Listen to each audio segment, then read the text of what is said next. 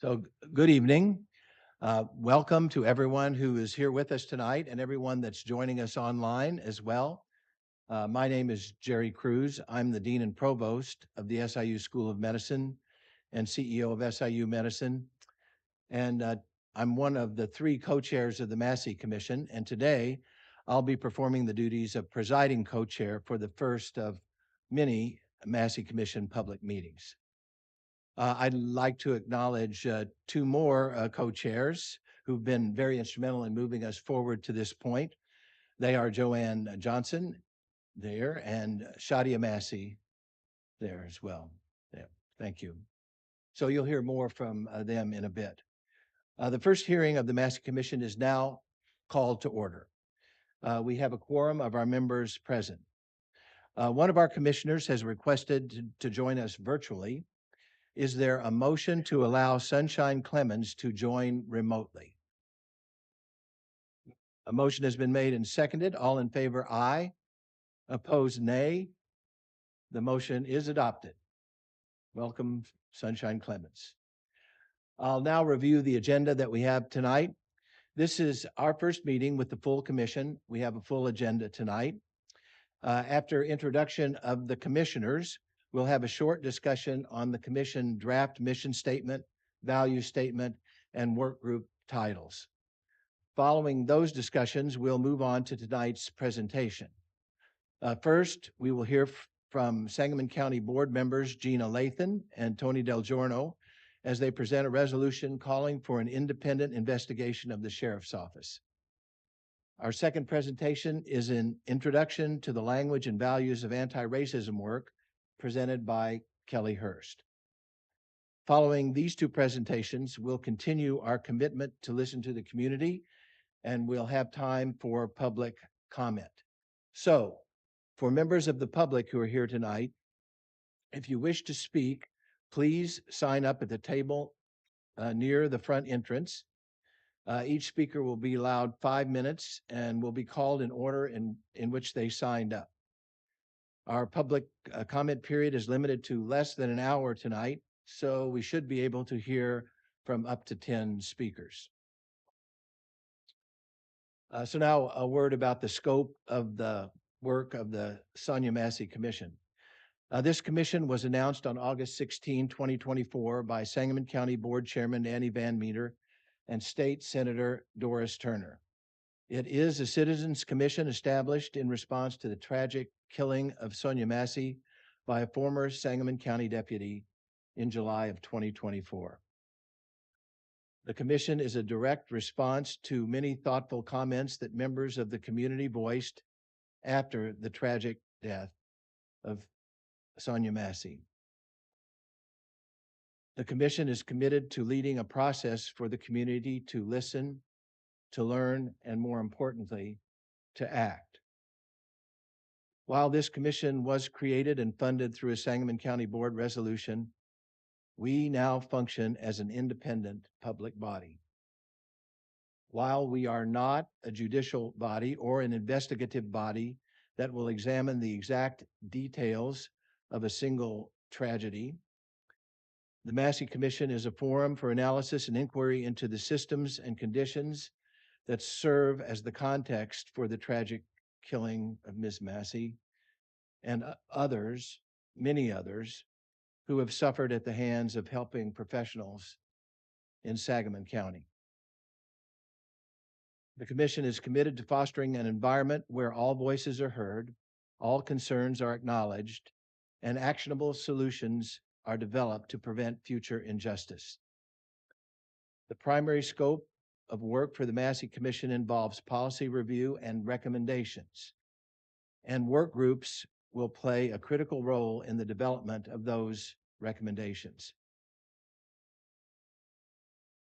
We hope and expect that our work and our recommendations will result in needed immediate change.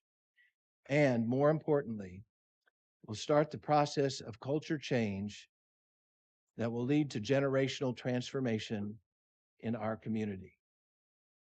Again, we'll start the process of culture change that will lead to generational transformation in our community. The Massey Commission will produce a comprehensive report outlining its recommendations and proposed actions within 1 year of establishment. This report will be presented to local and state governments, to law enforcement agencies, and to the public, to our citizens, to foster immediate and lasting change in law enforcement practices and other issues of importance related to this work. An interim report may be submitted after 6 months. So I think we all know that we have a lot of work ahead of us. We will need more than just this group of 14 commissioners to get it done. We will need full engagement of you, the community, the citizens, of the work group participants. So the 14 grow to 50 pretty quickly, and of all the volunteer staff and volunteers to get this work done. As we move forward with this work, we will always remember the life of Sonia Massey and are thankful for the leadership of her family as we move forward. So now it's time for introductions of the commissioners. So the way we're going to do this is we'll have the commissioners come to the microphone, and we'll start with Commissioner Phillips on the end, and you can all follow up around behind her, and I will finish. So here's how we're going to do this. We'll take time to allow each of our co-chairs to introduce themselves for the first time, and all of the commissioners. When you introduce yourself, please limit your introduction to 60-second statements when your name is called. 60 seconds is a short amount of time, but please know that we're posting your bios on the website that will be launched later this week. So at this time, I'd like for you to come on up and just follow Susan around. Calvin, you can just, everybody can just line up here. So again, introduce yourself and 60 minutes of commentary. If there's a timer there, it's better. And does it start on its own? Yeah, just go right in.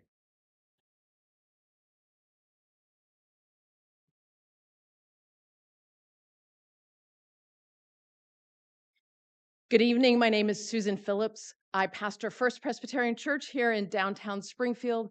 For the last 6.5 years, I've been part of the leadership team for the Springfield Coalition on Dismantling Racism. I'm also on the board for the Greater Springfield Interfaith Association, and have spent most of my adult life in the world of advocacy and seeking social justice. The other thing that I would share with you is that in the last 4.5 years, I have concentrated my continuing education time on trauma mitigation. I applied to serve in this way, initially because I was asked to, and then secondarily because I heard from many other people that it was for such a time as this that I was here, that bringing all of those pieces together, love and justice, equity, trauma mitigation, is something that I might be able to help bring about in this community. Thanks.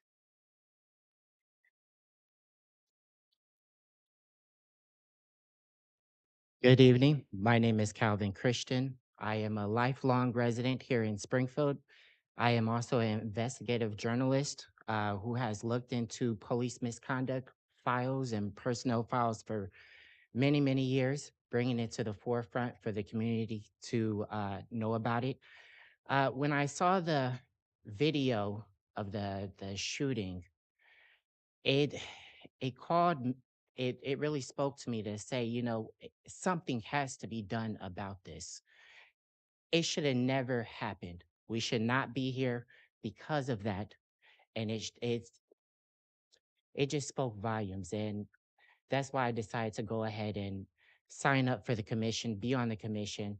I'm pretty familiar with a lot of police language, tactics, and that's something why I decided to be here to hope bring a change, not only just for the Salmon County Sheriff's Department, but for every police agency here in the city of Springfield, as well even around the world. So thank you.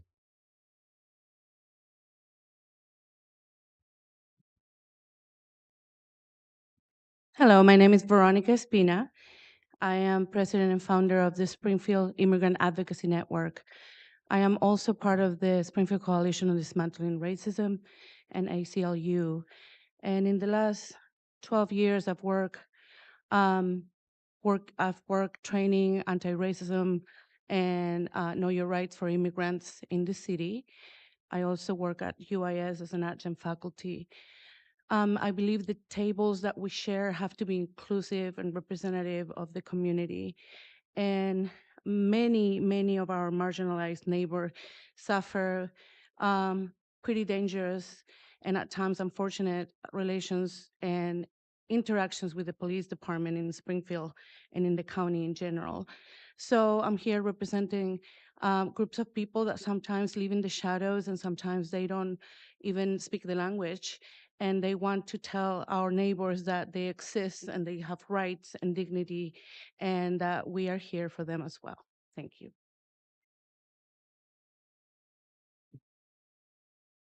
Hi, I don't expect applause after this. I'm Jerry Castles. I'm a retired sergeant with Springfield's Police Department. I did almost 29 years in law enforcement. I recognized early on in my career that law enforcement calls for service are generally driven by mental health issues, mental illness, but also mental health disorders. And in 2003, our agency was the first to have CIT officers. It was brought here by Mike Geiger. Thank you, Michael.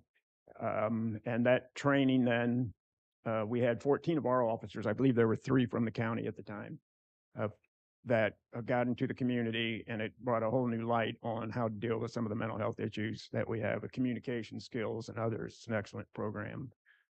Ultimately, I ended up being the CIT coordinator when I became a supervisor in later years, and as a NPO sergeant, that's a neighborhood police unit. And during the course of that in 2016, we began a co-responder with mental health professionals to some of the high calls for service at specific locations or identified people that we get a lot of calls on. And that met with success. Unfortunately, it took almost 6 years, 3 years after I retired, before it came into complete fruition where it was funded and continues to work well, and hopefully it'll just continue to grow. And I'm here because partly of what I just said, I do not represent Springfield Police Department. I speak on my own. These are just my opinions. But I'm here because I don't want this to ever happen again. And that includes on both sides of the badge. I don't want to ever have to see, and it was sickening. I don't ever want to have to view that, or hopefully we can come up with the appropriate resolutions that can fix this and move it forward. Thank you.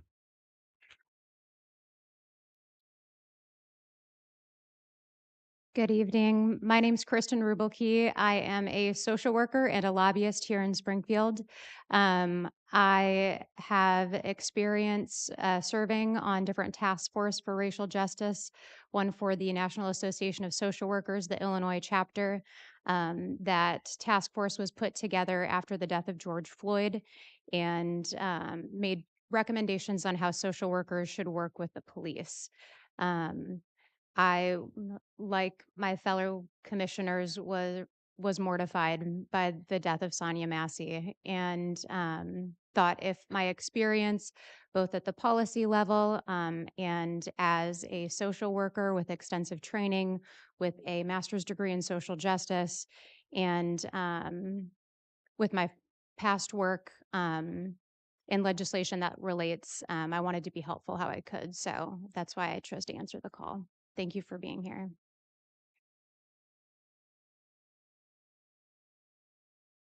Wojcicki, born and raised here in the Springfield area. Came back after college for a couple of years where it's probably where I began the state government work, various agencies, various levels. Moved to Chicago, started my legal practice, was up there for about 10 years before moving back and getting active in the area with various groups, JC's, Outlet, DSI, Ball Charter. For the last decade and a half, my legal and government relations practice in particular has been on state government and local government. So as far as this commission goes, hopefully I can help translate some of our ideas to actionable results, because at the end of the day, the ideas are great, but we're going to want to get something done. So that's what I'm hoping to help with.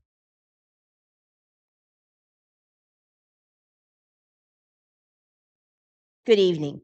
My name is Catherine Harris. I suppose I've lived in Springfield most all of my adult life. I am a librarian by training, and I have been involved with SCOTR, the Springfield Coalition to Dismantle Racism, since its inception. Jim Forstall, some of you may remember him, got me interested in this work years ago. So it's always been something of interest to me and something that I work on. But when Sonia was murdered, I just could not believe what I saw on the video.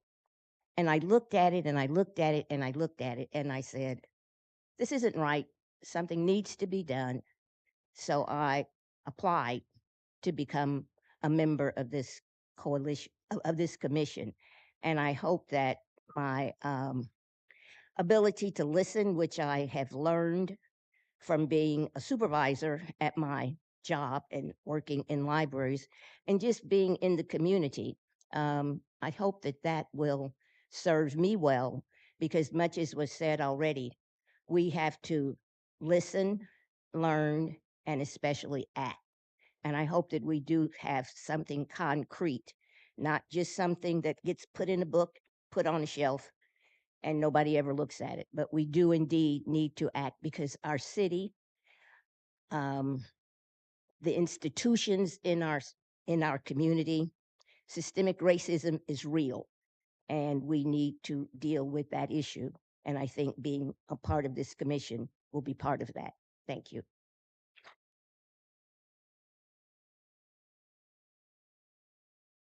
Good evening. My name is Bob Wesley.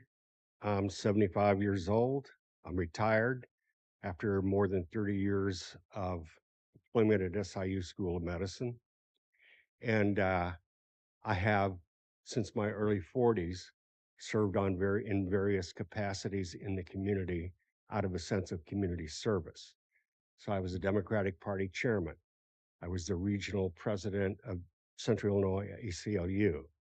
I've served on the Board of Health here in Sangamon County. I served on the Citizens Efficiency Committee here in Sangamon County. I served on the board of the Parent Place, and I am a current member of the Spark Board. All of those things I did out of commitment and conviction. I wanted to be on this commission because I was enraged when I saw the video. And all I can say is that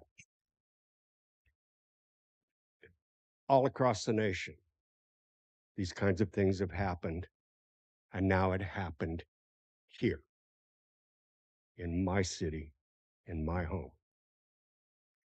So I'm here out of rage and conviction and commitment, but rage.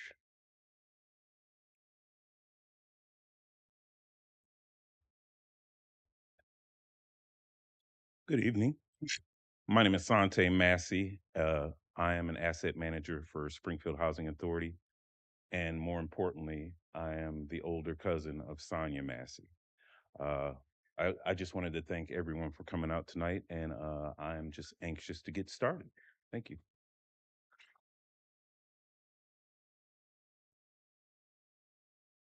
Hello, my name is Shadia Massey. I'm also an older cousin of Sonia Massey. I've been living in Springfield my whole life. I've been working in nursing field for 16 years, also bartending for 16 years, a grandmother of 4. I'm just here to get to work also. Thank you.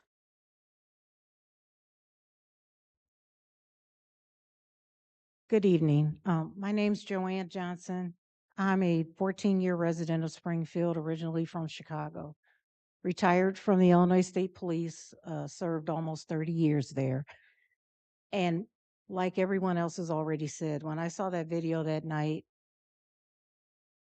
I just felt extremely exhausted, just exhausted. In 30 years of law enforcement training in implicit bias,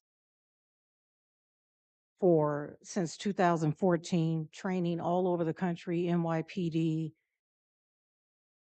California Highway Patrol, Los Angeles County, Chicago, Springfield PD. I want to get to the why. I want to find out, with the help of my commissioners and the participants that will be in the work groups, why does this continue to happen? Why?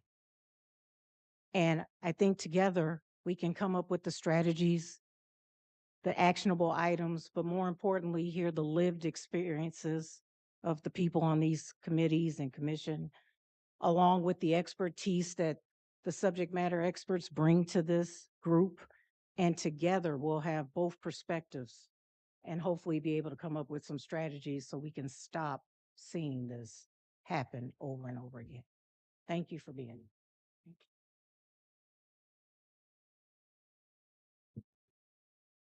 And now I'd like for Sunshine Clemens to introduce herself. There you go, Sunshine. You've got the floor. Thank you. Good evening, everyone. My name is Sunshine Clemens. My pronouns are she and her. I am an organizer with our local Black Lives Matter chapter. The reason that I felt it was important for me to offer to be a part of this commission is because as an organizer with Black Lives Matter, our chapter advocated on behalf of all three people that this commission was formed to try to prevent repeat issues. So Earl Moore Jr., Gregory Small Jr., and of course, Sonia Massey. So I've advocated on behalf of all three of them, and am looking to lend my voice in a new way. I appreciate all of you being here. I'm thankful to the commission for selecting me and giving me an opportunity to better serve my community.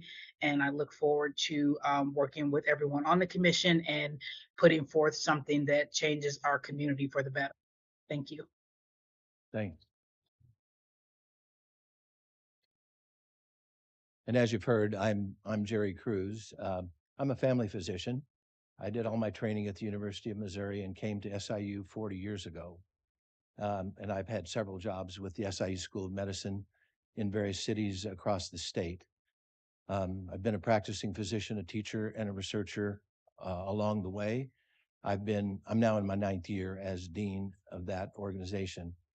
I've been fortunate in my career over the past 2 decades to have come to a significant understanding of equitable and effective systems of healthcare through my work as chair of the Academic Family Medicine Advocacy Committee, through my membership on the Department of Health and Human Services Council on Graduate Medical Education, and in my participation in the global medical brigades. I've seen healthcare in other countries. I've been able to see it comparatively.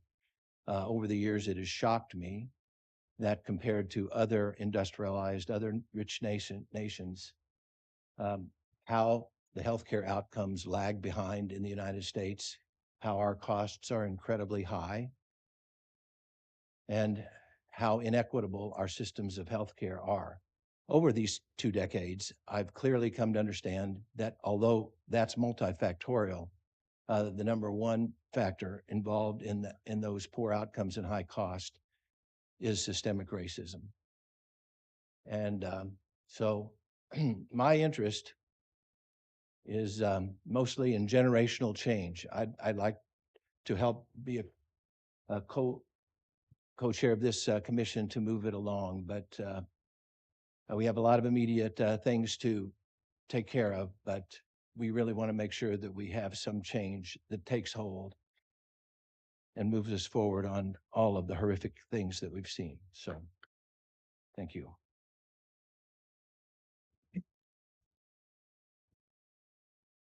So we're going to move now toward looking at the mission and mission statement and the value statements. You all have those in your books, commissioners. When we have this discussion, I would just ask that each of you use one of the microphones that's available at the table and make sure that it's on. That always helps. So in our September listening session, we unveiled draft languages for both our mission and value statements for this commission.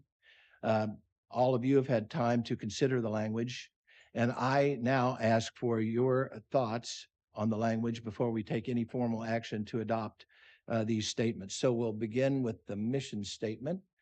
It's up there on the screen and in your books. The draft statement is to engage the people of Sangamon County on issues of systemic racism and community mistrust in the pattern and practice of law enforcement and other health professions. Helping professions, I should say, not just health, but helping. So is there any discussion on this statement? Commissioner Rubelkey. Just talk and see if it's on. Can you hear me? Yes. All right. So thank you for proposing a draft mission. I know how hard it is to put something together that is inclusive and comprehensive like this. My recommendation would be to make the mission more about providing recommendations instead of engaging people.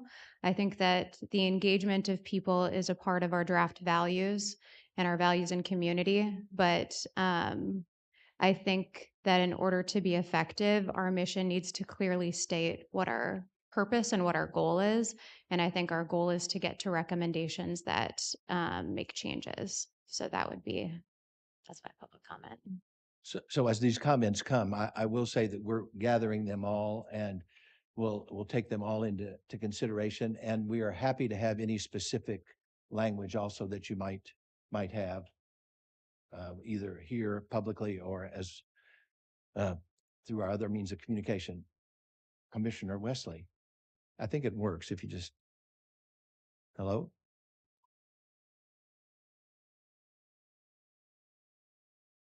There you go.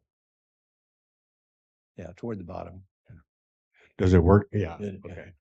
Yes. I guess one of the things that I'm not concerned about, but want clarified is we were formed by the Sangamon County Board. Is that separate from Springfield? Insofar as our task is. No, this is for this community, this county, this city, this region, these citizens. Is that what you're asking? I understand, but where would our recommendations focus?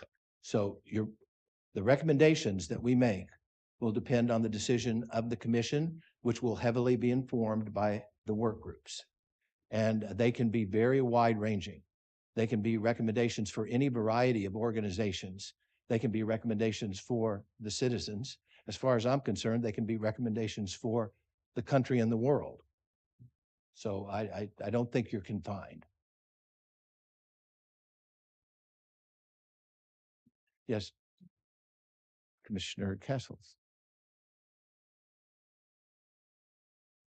Is that on? Yep. Yes, I can hear my echo, unfortunately. So, and please bear with me, everybody. Having done 29 years in law enforcement, almost 29 years, I'm struggling with the systemic racism in the pattern and practice of law enforcement. I know it includes other helping professions. I recognize there is a gap in a lot of resources within the community where the Black and brown community doesn't meet par with other members of the community. I understand that, and I know it's a real thing. I'm definitely not taken away from that. But understand that all of these things are individually driven. There are individuals within law enforcement, like there is in every member of communities throughout professions, that are prejudiced. I don't know if it rises to the level of racism. And again, this is all coming from a Lanphier graduate, so please bear with me if I'm conflating words. So, yeah, thank you. So that part of it I'm kind of bothered by. I like the idea as a group that our mission is to identify the failures within the community. On both sides of the badge, there were failures. And once we identify those, then we can bring to the board recommendations, specific recommendations on how we can close those gaps and stop some of these things that occur long before an outcome such as this horrendous event, so it can never occur again. And that's just my 2 cents worth. But thank you for listening. Okay, Commissioner Phillips.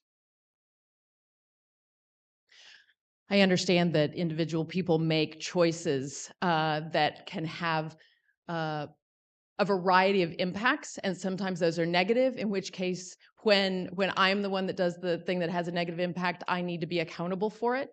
And so I agree that individuals need to be accountable, but we don't exist in isolation. We exist in systems, and racism is a system that exists within all of our culture.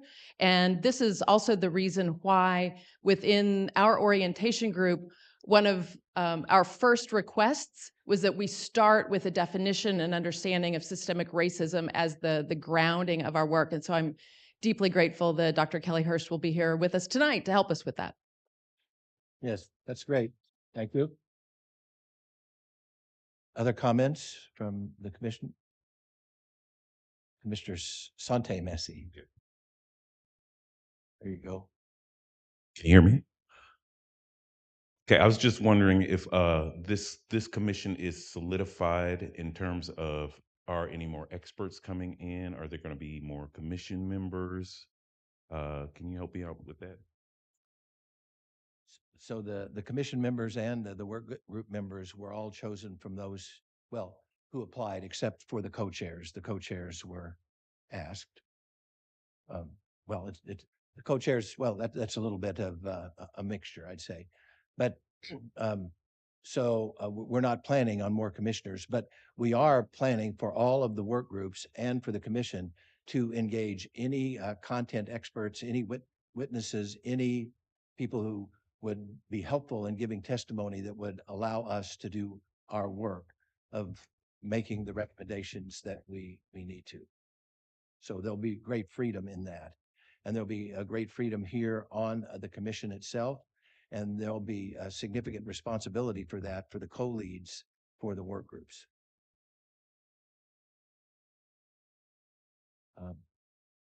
Okay, any other comments about the mission statement? If not, we've heard several good comments. I think we'll take those under advisement, and we'll work in smaller groups to get another mission statement ready for the next meeting. That sounds okay. Is that good with everyone? Okay. Okay. Now let's consider the draft values. They're again on the slides there. I'll read those. Community. The commission is committed to hearing all voices through active listening, through active pursuit of often unheard voices, through engagement with the community. Transparency. The commission is committed to transparent processes, activities, and reporting that is open to the public for scrutiny and comment. Equity. The commission is committed to uncovering inequities in its analyses of policies, programs, by evaluating structural racism and other biases. Accountability. The commission is committed to making recommendations that will assist citizens and organizations in improving structural accountability for public safety, well-being, and trust. Is there a discussion of the draft values?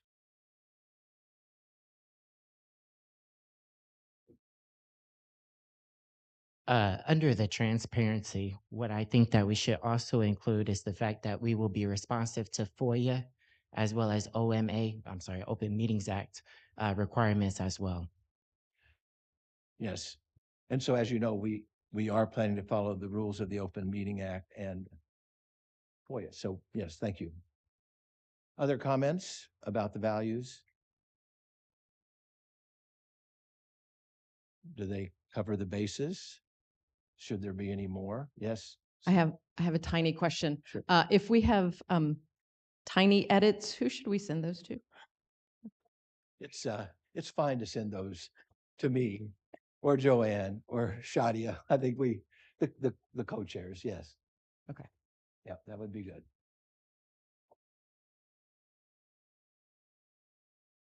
Okay, any other discussion of that? Yes. Kristen. I think for me, just going back to my last comment about the mission, the accountability portion really covers a commitment. And I think that that even could be a better mission statement instead of value. But that's just my input. Yeah. That's yeah, thank you for that comment. That's helpful.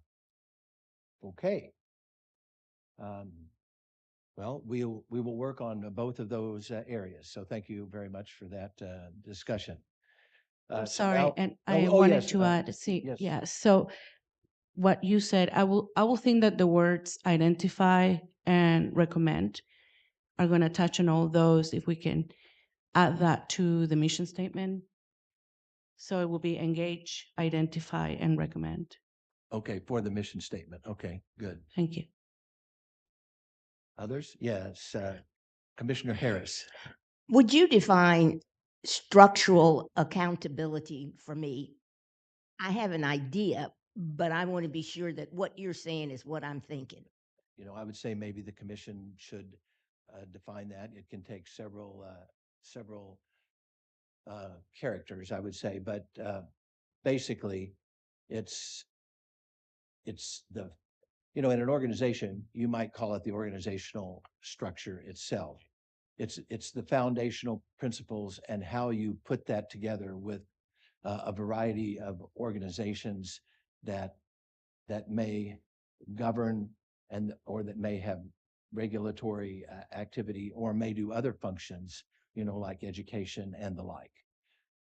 So that's a pretty amorphous definition.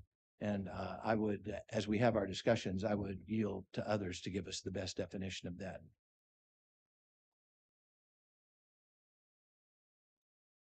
Less slippage in accountability.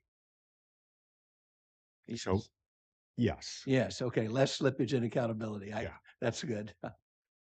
Okay, that's an easy way to say it. Yes, yeah, Joanne. And I would add that structural accountability could be in the way of policy, Yeah, as standard operating procedures for various organizations. So the structural part is that it's cemented within the organization, you know, via policy or SOPs or those types of things. yes, Thinking the same thing and whatever. yeah. Thank you, Joanne, Bob, for that. I appreciate that. Okay, let's turn our attention to the work groups. In your booklet, you have the work groups listed there. So when we announced the commissioners, we also announced the work group structure and the work group titles. The work group participants were recommended in the announcement as well. We're currently doing outreach to all the participants to confirm that their interest in serving on these work groups. Those participants were selected from those who applied to the Massey Commission. The work groups may also, as I mentioned before, engage other subject matter experts, other people to testify or to advise them in their work. So there's a lot of freedom on what the work groups can do. But each work group should be committed to upholding commission values that we decide upon at the next meeting, I think, as the work group evaluates possible policy solutions that build community trust, dismantle systemic racism, and ensure equitable access to county services, and maybe another range of things as well. Work groups will be provided a framework to make and document policy recommendations to the full commission. So there will be some structure to this process as well as the freedom that you have. So the proposed work group titles are these. Whoops, I don't have the work groups up there, as a matter of fact. There we go. Law enforcement hiring, training, wellness, cultural competency. Number 2, integrated mental health services and emergency response. Number 3, community education on health, wellness, and safety. Number 4, economic disparities and services accessibility. Once again, I'll emphasize what I said before, that things that relate to policy solutions that build community trust, dismantle systemic racism, ensure equitable access to county services should cut across all four of these areas. So tonight, I'd like to ask for a motion to accept the work group titles. But before we do that, is there any discussion about the titles of the work groups or the scope of work? Yes, Catherine.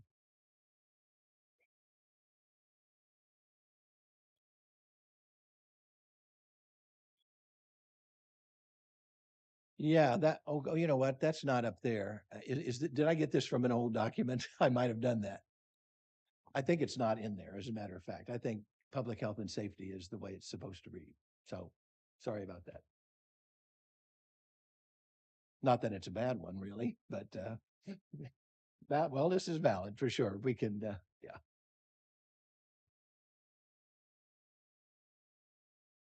That's one of those editorial. Yeah.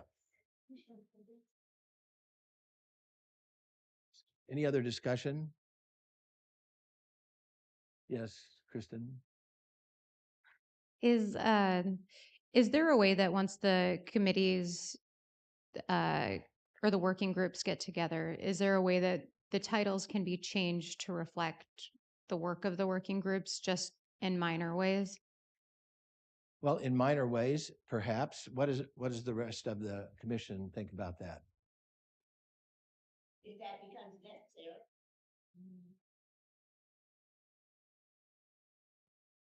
I think that would be fine as long as, we're all voting on it. So, Or subtitle it. yeah. Subtitles, okay, something like that. Yes, Susan. Since we're operating with Robert's rules, if we decide to change the titles, one of us makes a motion, another seconds, we discuss it and vote on it. That's true, indeed. It can be done.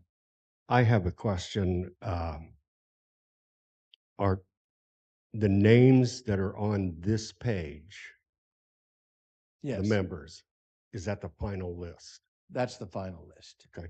Again, others can be engaged to help advise the commission or testify, but yes, right.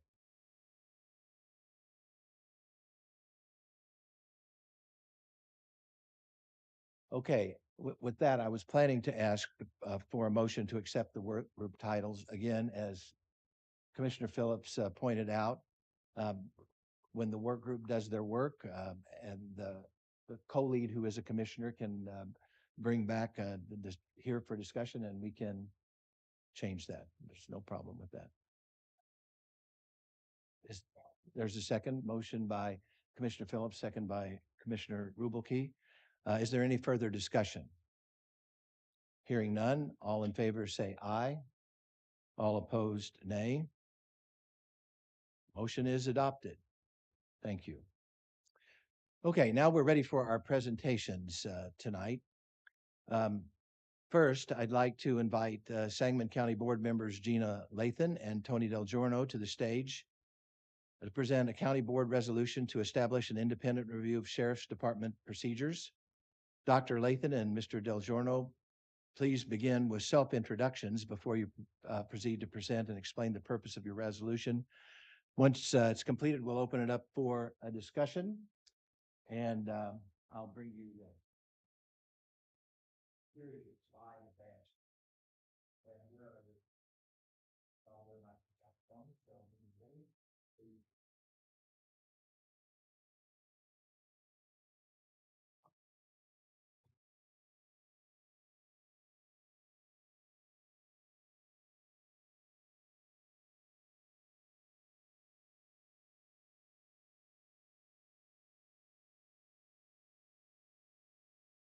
Well, good evening. My name is Dr. Gina Lathan, and short intro of myself. I am the principal investigator for Lathan Harris Incorporated. We've been in business since 2007.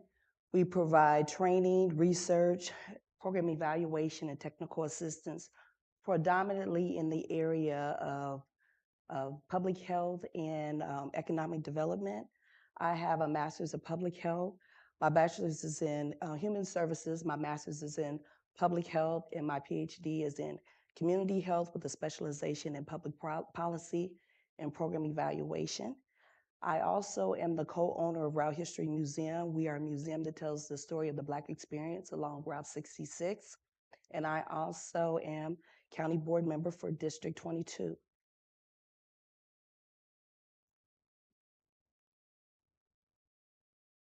Good evening, everyone, and thank you for the invitation to speak this evening. I am Tony Del Giorno. I represent District 23 on the Sangamon County Board, have been a member since 2012. I want to share a little bit with you about what led me to actively pursue changes in the Sheriff's Department. Professionally, I am an attorney. I've been licensed since 2002 and got into elder law primarily because of my own father and his health issues. And what happened shortly after my mother died in 2003 was my dad, who had an early diagnosis of dementia at the age of 71, and what we later learned was manic depression, had decided to let the dog loose in Woodside Township without a leash. And that's where we lived. And animal control was called. And being the guy who shot his mouth off because he didn't know better at that point, said, "Get off my property or I'll shoot you." Sangamon County Sheriff's Office responded. This is in 2004. He called me. Cops are here. By the time I get there, my dad is cuffed face down in the front yard, and the sheriff's deputies wouldn't talk to me, wouldn't let me near him, didn't care that I was a newly minted attorney who really didn't know what he was doing anyway. But it was by the grace of God that I was able to get him out of jail within a few hours. My dad was an old white guy, and I would hate to see what possibly could have happened if he wasn't. 20 years later, I've devoted my professional career to elder law, which deals with issues of diminished capacity and mental health. And I have participated in giving trainings to law enforcement dealing with elder abuse and neglect, and have represented adult protective services in the past. And so when I saw the video of Sonia's murder, I was enraged, and after 20 years, decided we have to, as a community, finally grapple with the training and what goes on in the old boys club to just sweep things under the rug. And that's why I am part of this discussion tonight, and welcome the opportunity. Thank you. So we wanted to start off by giving some background context in terms of how we arrived here. So on July 9th, 2024, County Board Member Lathan, myself, addressed the Sangamon County Board in new business. That was very intentional because I recognized that it's one thing for the community to come out and speak during public comment, and it's something very different when an issue is brought up in new business, because the expectation and the opportunity for follow-up and follow-through increases once it's a part of the agenda and a part of new business. And so in that space, prior to the meeting, I followed up with our chairman, Chairman Andy Van Meter, and I let him know that I wanted to address the county board. And I wanted to, one, say her name, say Sonia Massey's name, because I knew it was very important that we started to integrate her name into our conversations. And within that integration, there would be more accountability for the county board. I also expressed condolences to her family because there had been wrongdoing, and we needed to start off with the conversation of acknowledging that something was wrong and it happened, and we were responsible. And then the third thing I wanted to do was to start a conversation around transparency. And so I acknowledged that the then Sheriff Jack Campbell had started to have conversations with community leaders and community organizers, but I also emphasized from that platform that he continued to be transparent and as honest as possible. And so through that conversation, my attempt was to set the stage on how we were going to move forward. Following that, I, as well as others, continue to have very different conversations throughout the communities with elected officials, community members, concerned citizens, and I don't want to speak for everyone, but I will say that those that I knew, we knew that we did not know everything, and we knew that we had to do something, and we needed to have a better understanding. And so during that process, as I stated before, by nature, by profession, I'm a researcher. And so I moved into that space of research. I made contacts with colleagues of mine that work, live, and operate in Minneapolis, Minnesota, who were elected officials and community members where George Floyd was murdered. And so we started to talk about what that whole experience was and what came out of that. What were their lessons learned? What did they learn that were beneficial? And what were some of the mistakes they learned along the way? And they had along the way. And then I also did the same thing for Missouri, because I recognized that across our country there were different people, but there were similar circumstances. And I thought that that was something that we could learn from. I also started to do, I always start talking and, did I cover everything? Okay. And then I also started to do various forms of research. And in those processes, I was working on framing a resolution, because I thought that it was very important for this county to be able to have a resolution that was really centered on accountability. I was also having conversations with different county board members, and one of which was County Board Member Sam Campman. And we were having a conversation. He said, Gina, it sounds like what you're doing is very similar to what Tony Deljourno was doing. And Tony and I think we started to text each other. And then what we agreed is that we would come together and have a joint resolution. And so that's really how we came about in terms of working specifically on response from the space of a resolution. The resolution was sent forward to the jail committee, and the jail. Just to give more context, the jail committee. I serve on the jail committee, and I was very intentional when I came on the county board of asking to be on the jail committee, because my district is on the east side of Springfield, and unfortunately, there's a disproportionate number of people who I represent that interface with the jail. And so the jail committee also provides oversight to the sheriff's office. And so the resolution, I moved it into the jail committee so we can have that conversation in that space. Following that conversation, what I started to recognize is that even though people were starting to be supportive, what I wasn't getting is the dollar that was attached.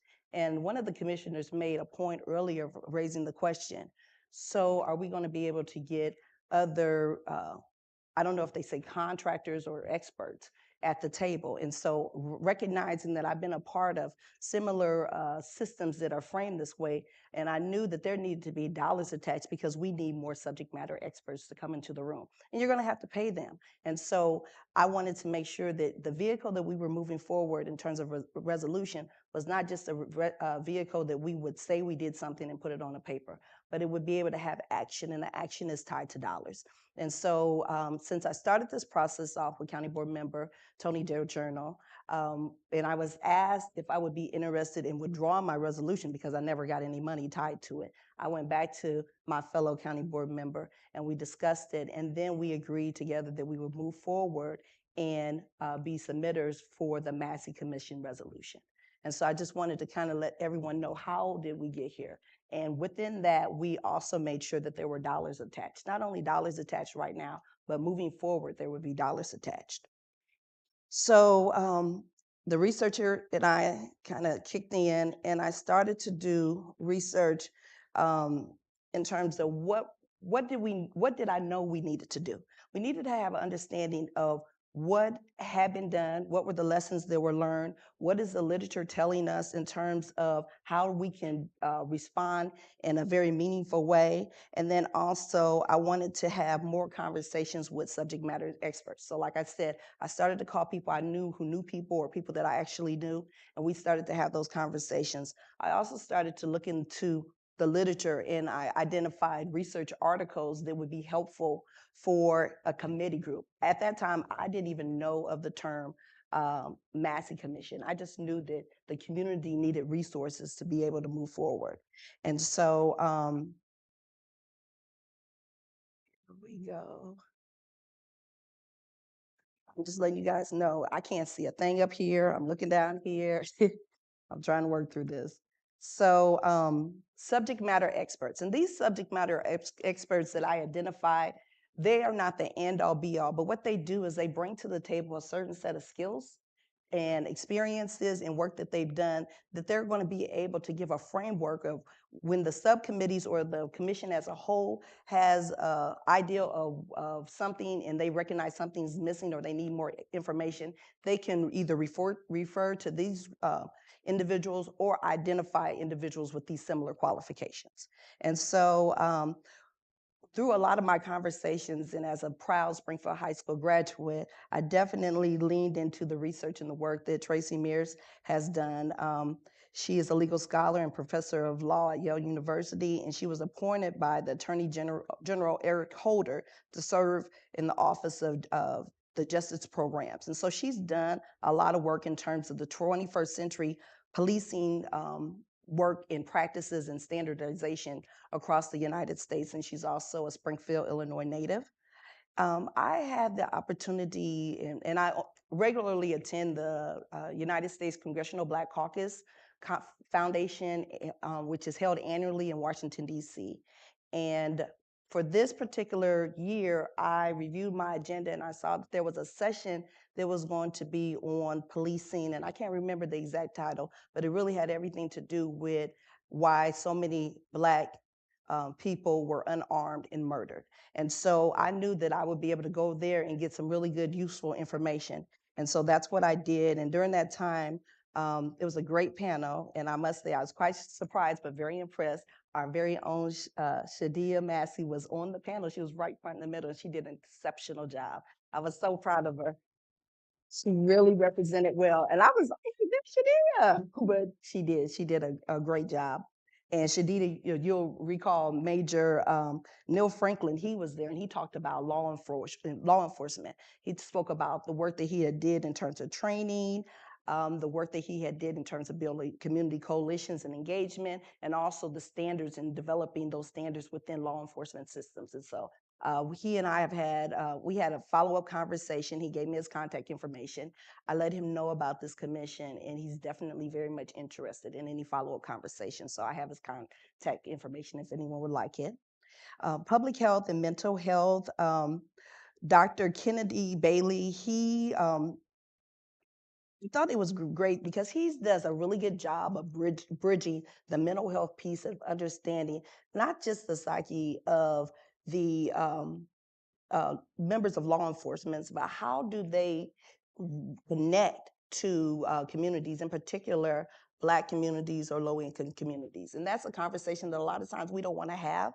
We don't want to have a conversation about stereotypes and perceptions or assumptions, and but also building systems that are responsive to that, because I think that's what we're doing. We're going to be doing in the space of recommendations. How do we work with what we currently have in place to build something that's very responsible as well as accountable to the needs of our community?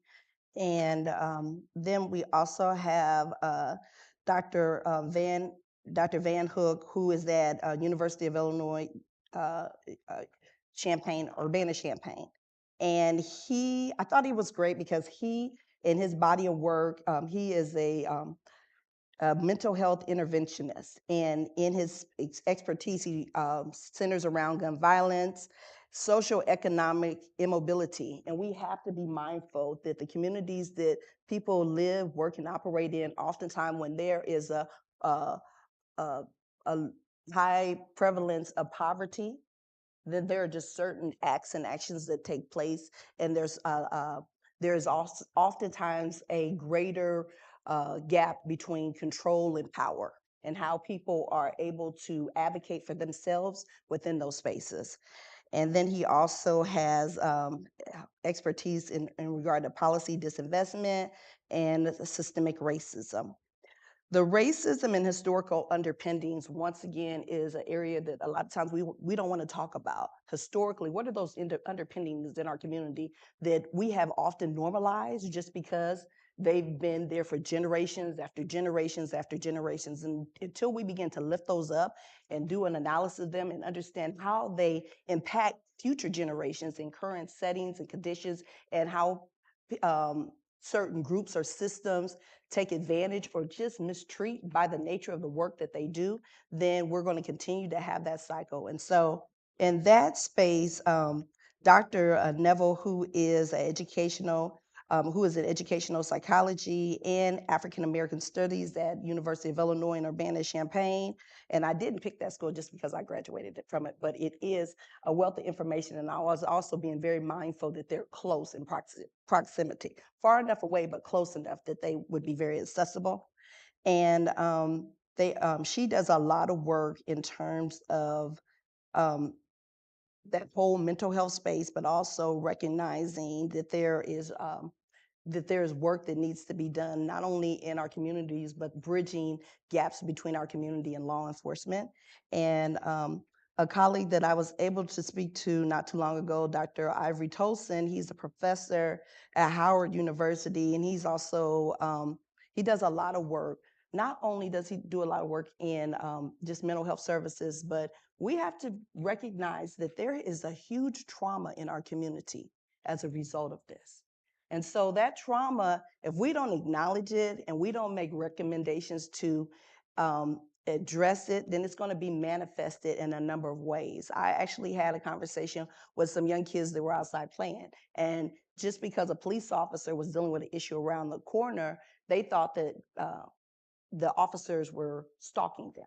And their perceptions and their reactions to law enforcement, it really has shifted. And I think that if we do some polling and just community conversations, we'll see that our young people who already before this had some fears and hesitations as it relates to law enforcement, it has increased. And so again, I think these subject matter experts, not only are they subject matter experts in their own right, but they've also done a lot of work in terms of doing the research, having articles that we could review and all of you can review. And then you can also go back to as a committee and decide if you need them for extra or additional information, or if you just want to look at their bio and identify their expertise and be able to lend it to somebody else that you may be interested in. I know we don't have a lot of time, and I don't want to take too much more of our time, but I did want to talk about some of the articles and documents that I was given from some of the experts that I spoke to, as well as my own individual research. And real quick, some of these articles really lend itself to, let me put them on the, again, I'm sorry, I can't see that well there. They lend themselves to discussion about the burdens as it relates from a national perspective of shootings by police officers. And so you're looking at the costs, the mental costs, as well as the financial costs. You're also looking at areas of possible legislation, and then a request for new types of trainings. You know, some of our academies and some of our systems of training are a lot of times archaic. When we think about how do our deputies learn and they are continue to be educated, a lot of times that's on a laptop while they're in their patrol car. So if that's the case, then you know where's the opportunity for engagement to ask questions, or are they just going through the process so they can get to the next slide? Understanding and recognizing that there are again, when we talk about mental health, I'm not speaking and looking at it through the lens of the person who was victimized having mental health, but it's mentally, it does something to our community, that community trauma that we need to lend ourselves to. And then also, what are we looking at in terms of new recruits, diversifying our workforce in terms of law enforcement, promotion, opportunities, and what are the expectations in terms of the leadership, the new leadership in terms of law enforcement in our county. So these are in the slide. If anyone would like to know like any of this information, definitely you can refer to them. And moving forward, County Board Member Del Giorno will continue the process of talking about the resolution, because remember that resolution that we initially worked on, we kind of withdrew it, but we withdrew it with the expectation that this committee would begin to focus on those areas that we identified from the research that I did, as well as County Board member Del Journer had did. So he's going to take it from here. Thank you, Gina. We have the clicker. Yeah. All right.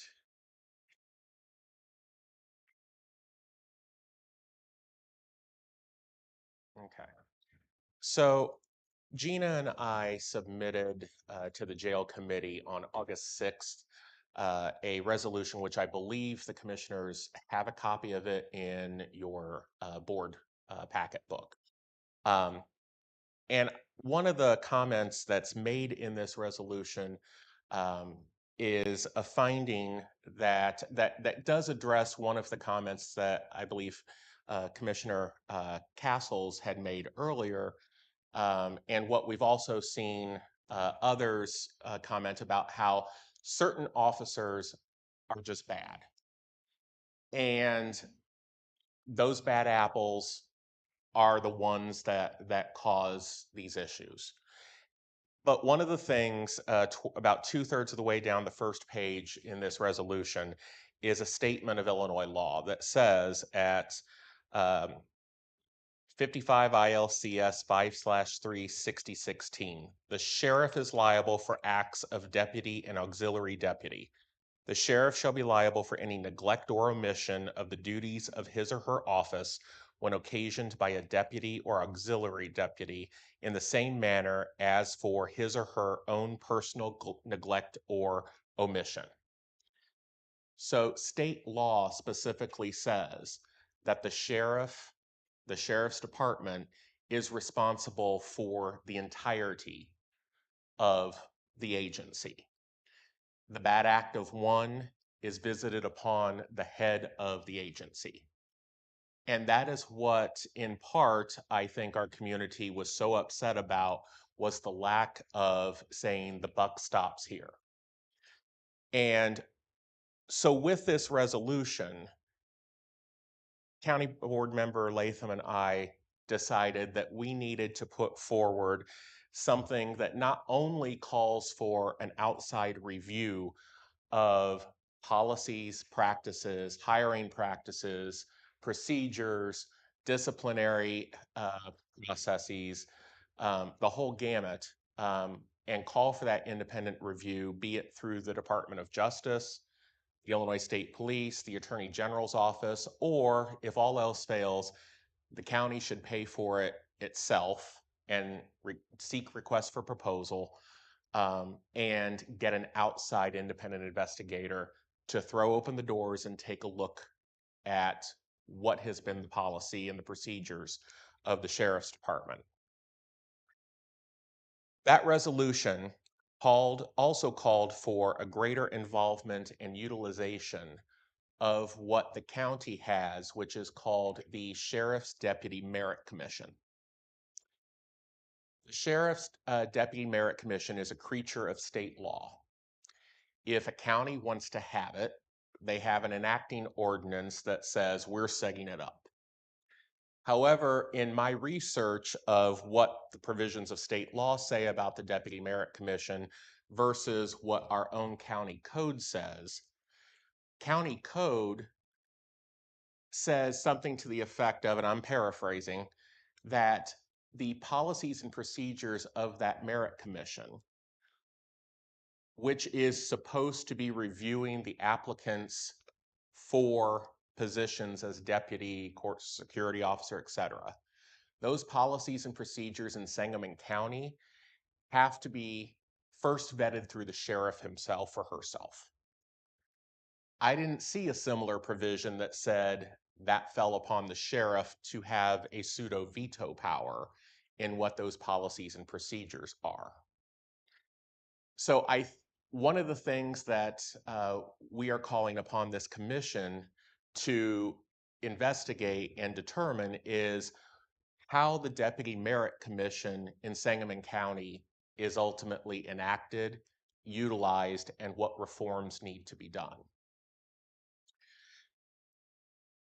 The Deputy Merit Commission, as we understand it, only reviews an applicant's eligibility to be a law enforcement officer and certifies them for the position.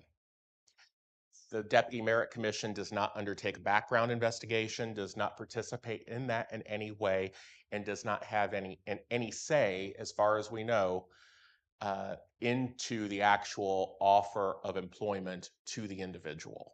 That is solely left to the Sheriff's Department. So as part of reacting to this grievous situation, it took, as we all know, the news media to tell us what the Sangamon County Sheriff's Office should have known in the first place, that this deputy who committed this murder had multitude of issues at his prior jobs in law enforcement, that he had been employed at several agencies in the course of a couple of years. And what we simply asked for in this resolution was, if the media can seek a FOIA request, why can't the sheriff's office? Instead, what we learned was that the sheriff's office relied solely upon professional courtesy from sheriff's department to sheriff's department by phone call. No documentation was ever formally requested. One of the other excuses that we heard was that, well, sometimes when you're applying for a new job, you don't want your current boss to know they're looking. Our response to that is, you're a public employee and you're wearing the badge and you're supposed to be in charge of public safety, serving the community. I don't care if you don't want your boss to know or not. If you're trying to move from agency to agency, there needs to be information sharing about what that person's background, disciplinary file, etc., included. And so we asked that that be included this in the resolution. Lastly, what we had learned from the media was that this particular deputy had 2 DUI convictions in the last 10 years. And to some degree, we wanted to, as Gina called it, give a bit of grace. There can be youthful indiscretions. There can be mistakes in one's past. However, 2 DUIs in 10 years just seemed to be a bit much. And so what we were requesting in this resolution was that the Sheriff's Department wouldn't be barred from offering employment to anyone who had 2 DUI convictions within 10 years of applying. We also had issues with the county's commitment to transparency during the critical incidents surrounding Sonia's murder. What was disclosed to the public, how it was disclosed to the public, not disclosing that there was an officer involved shooting from the outset. And so we wanted a thorough independent review of what transpired, who was sharing what information with whom, how was the press release being written, how was that all being conducted. And then lastly, we called for the outside investigation. Remind you that that resolution was filed on August 6th. On August 16th, the announcement was made that the Massey Commission was being formed. Neither Gina nor I knew that that announcement was coming until it was in the newspaper. No other county board members other than the chairman himself, as far as I know, knew that this was being announced. Because of that announcement and with, I believe, the recommendation to withdraw the resolution at the jail committee meeting, which was being held on August 18th, we were asked to allow the Massey Commission to do its work and stand down. So Gina, who is a member of the jail committee, I'm a former member of the jail committee, Gina went ahead and stated that we would withdraw this resolution in hopes that the Massey Commission could do this work. But I ended up having a conversation with the jail committee chairman after that very meeting on, I believe it was August 18th or whatever. It might be getting my dates mixed up. And what he and I talked about was the Massey Commission resolution went from the jail committee to the finance committee because there was a dollar tag involved, and then it would go to the full county board. And I asked him, why can't we include some of these things that we're requesting as an amendment to the enacting resolution for the Massey Commission? He indicated that he agreed with that approach, and I shared a revision of our resolution that simply made it an amendment adding language to the Massey Commission resolution itself. And so the Finance Committee never actually took up that amendment. Because of different scheduling conflicts, the amount of time that was given for various discussion, changes in the schedule for county board meeting night from 1 week to the next, the Finance Committee never took formal action other than to amend the original resolution in the entirety at the request of county administration.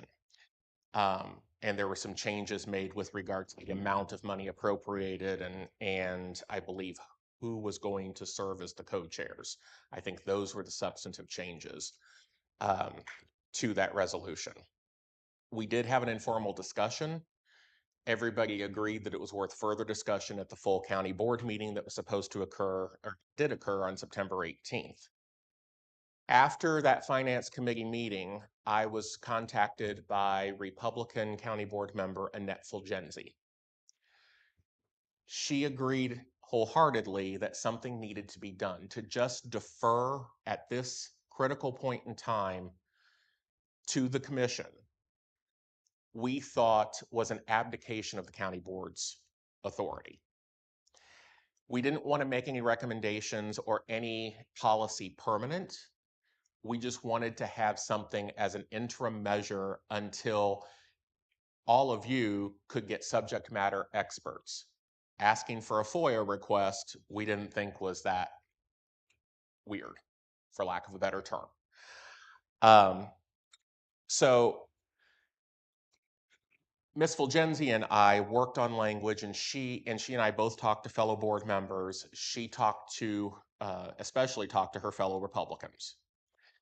And what ended up happening was two different versions of this amendment were made and ultimately submitted. And the final version of the resolution, of the amendment, the Del Giorno-Fulgenzi amendment, removed the call for the independent investigation. The reason being was too many members thought that that was a political stunt. The second issue was requiring a review of critical incident procedures and public relations disclosures, as I had talked about earlier. That too was deemed to be too political of a request. The third item that was removed was we had actually added in to the second version that the Deputy Merit Commission would also review internal affairs complaints. However, a legal question was raised as to whether or not the Merit Commission can only hear appeals of disciplinary action, and also potential collective bargaining issues in terms of processes. So those three items were removed. We did revise the employment eligibility criteria concerning DUIs. In the middle version of the amendment, we had changed it that it be DUIs or similar classifications of convictions. So a DUI is considered a Class A misdemeanor. And so what this would say is any two Class A misdemeanor convictions. Well, the revision for the final version that was voted on September 18th was that it would be no more than 2 such convictions in a 10-year period, but no more than 1 in the last 5 years. So it made it a little stricter, actually. What was unchanged from the very original resolution that Gina and I proposed was requiring the Merit Commission to review and vote on all applicants. 2, requiring the FOIA requests of personnel files, also reviewing social media accounts and posts of applicants, and a review of an applicant's civil legal proceedings. As some of you may recall, it came out that this particular deputy had accusations of domestic violence in a civil divorce proceeding that was outside of Sangamon County. So such accusations, such civil proceedings, we felt should also be reviewed for any applicant as part of their background check. And then the third unchanged thing would be it would remain all of this would remain as an interim measure until this commission could vet everything and make final recommendations. This was solely meant to be a stopgap. At the end of that resolution, at that meeting, only 6 members of the county board, there are 29, I don't remember who all was in attendance, but only 6 voted to approve it, being 5 Democrats and 1 Republican. The amendment was tabled on the basis that everything should be deferred for this commission to make recommendations. So what we are here to ask you tonight is to heed those requests that we were seeking on September 18th. And let me advance here so you can, I keep forgetting too. All right. So the immediate action that we're requesting of the commission is, number 1, send a formal request from the commission to the Department of Justice, the Illinois Attorney General, and the Illinois State Police, requesting any or all of these agencies to conduct a full review of the hiring practices, procedures, review of complaints, disciplinary actions, and such other subject matter as those agencies deem relevant. Now, we know this commission may make that request publicly, and it may not go anywhere. If that request does not go anywhere, what we are asking is that the commission call upon Sangamon County to publish a request for proposal from an independent investigative firm that would do all of this at a charge to the county, similar to what the Department of Justice or any other agency would do.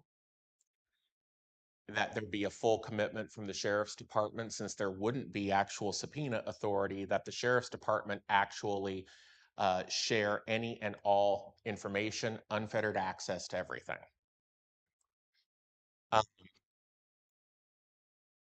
And part of that would be that we believe that having this RFP only be from an entity or an investigator that is more than 75 miles away to try to minimize any potential conflict of interest is of the utmost importance. 3, we ask that the commission recommend to the sheriff and Sangamon County pending your final recommendation. So even you are saying we may change our mind on how this works, but asking immediate implementation of background checks of applicants to require FOIA requests. I was pleased to see in the Illinois Times that Sheriff Crouch has indicated that this is something that she will be implementing. Further, that a review, we would ask that a review of the social media posts and civil legal proceedings also be part of any background check. Second, prohibit employment of an applicant who has a DUI or other Class A misdemeanor conviction within 5 years prior to application, or has 2 or more in the 10 years prior to application. 3, that the Deputy Merit Commission review all applicants and their background checks and formally vote on any offer of employment after the sheriff requests approval to hire. Having a second set of eyes is important. It should not all fall to the sheriff. And what we've been told over and over is that the sheriff controls their department. We've been told this by county leadership. And the concern I have with that is we pay for the sheriff's department. And if we're paying for the sheriff's department, and if we're asking for the citizens of Sangamon County to write a check every time a sheriff's deputy does something egregious like this, which if any of you have not seen CBS News Chicago's reporting today of the number of incidents that we have had that lined them up over the course of the last 20 years, deaths in the jail, and then lastly, Sonia's murder, please take a look at that reporting. This is what we need to work on to stop. And so lastly, what we're calling on the commission to do going forward, besides making these initial recommendations to the county and to the sheriff's department, is we have some ongoing expectations that we hope you will follow through with. One is to engage those subject matter experts to guide your thinking. Part of the reason I think having an outside review done as soon as possible is because you don't necessarily know what you don't know. Having the expertise, having that outside review will help tremendously in the final recommendation and the final analysis. 2, determine and recommend the proper role of the Deputy Merit Commission, including identifying and reconciling any discrepancies between state law and county ordinance. And 3, determine what authority county government really has or really needs under state law to provide adequate oversight of elected offices such as the sheriff. And with that, we conclude our presentation. We're happy to take any questions from the commissioners, and thank you very much. So, Dr. Lathan, Mr. Del Giorno, thank you so much for the presentation and all the work that you've done on this. Just a minute, I'll call you in just a minute, Bob, first. The resolution that we have in our book on page 12, 13, and 14 is not as detailed as some of these recommendations are. So I will have the question. Well, we were asked to consider that resolution and recommend that to the county board. And then there are things beyond that that are on these slides. So Tony, if you could put that back to the previous slide. So that's the meat of the immediate recommendations that you're making. Yeah, that. The ongoing or the one before? No, the previous one. There we go. That one. That seems to be the one that's most relevant. So I will now open it up for questions and comments from the commissioners, and we'll have 15 or 20 minutes for this. So, Mr. Wesley.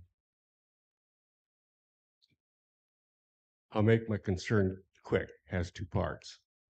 First one is under ongoing expectations, the 3rd item. So one of the things I'm prepared to do is ask the commission to find an expert on who has authority to tell the sheriff's office to do something. I don't believe we do. I don't believe the county board does. I don't know if an outside consultant or assessor would. I'm assuming that it's buried somewhere in state legislation, but I think that this commission needs to educate itself about that item. And with that said, I think we ought to turn this over to the first subcommittee. To the law enforcement Yes. subcommittee, yes. Other questions or comments from the commission? Commissioner Wojcicki.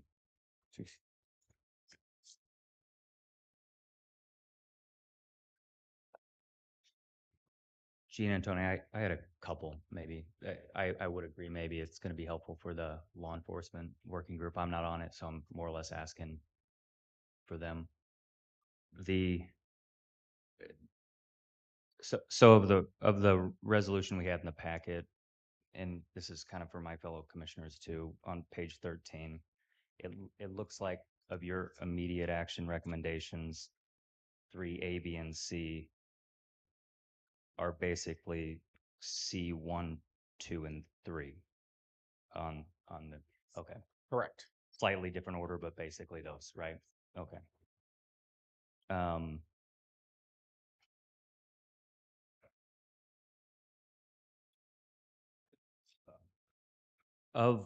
any of these recommendations, so those are the main then crux that you're asking for at this point, not any. Just for clarification, also in the initial resolution that Tony and I submitted, the first 3 points, 3 of the 4 points in the resolution would suffice for 3A, B, and C. But then the last point of the resolution did lean into language regarding an investigation. So I don't. Gotcha. So that for the commissioner, so that's on our page 13, that's D, I think is what you're referring to. In whole or in part, and I'm guessing more in part, if at all. Have there been any indications of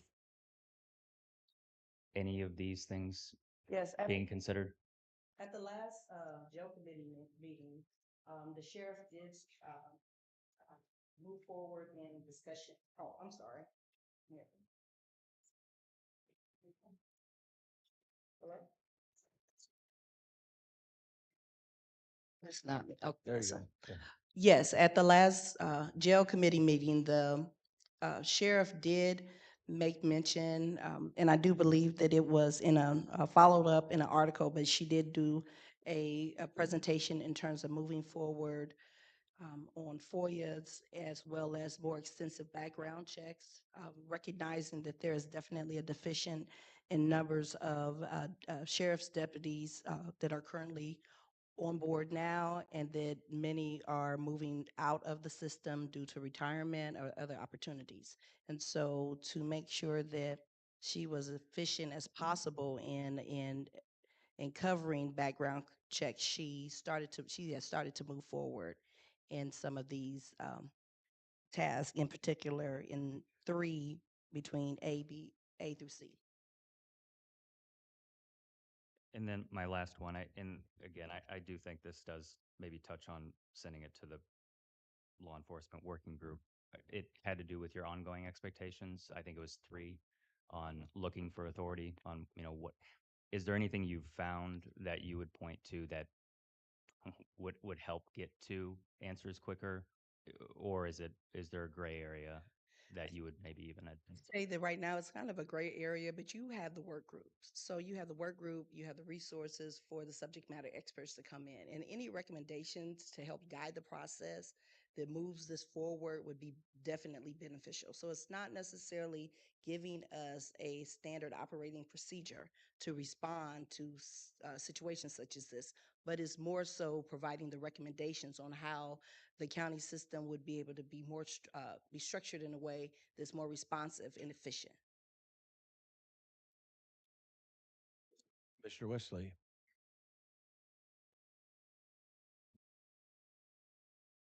I just want to double underscore the importance of that. It is one thing for an elected official to adopt a policy and follow that policy during his or her term and expect the next sheriff to keep that policy. So I Yes. think that the legislative authority is an essential issue in something like this. I would agree. Yes. Commissioner Johnson.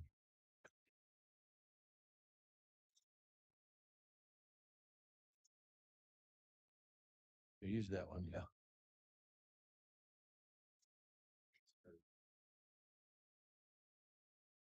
Hello? Okay. clarification. Here on this screen, it says letter 3B, prohibit employment of an applicant who has a DUI or other Class A misdemeanor conviction within 5 years prior to application. So any DUI or Class A misdemeanor, or 2 or more in 10 years. So that's what you're seeking, right? Because I know in some of the other language, it was 2, but no more than, or, or a minimum of 1, and then it was 1 and 0.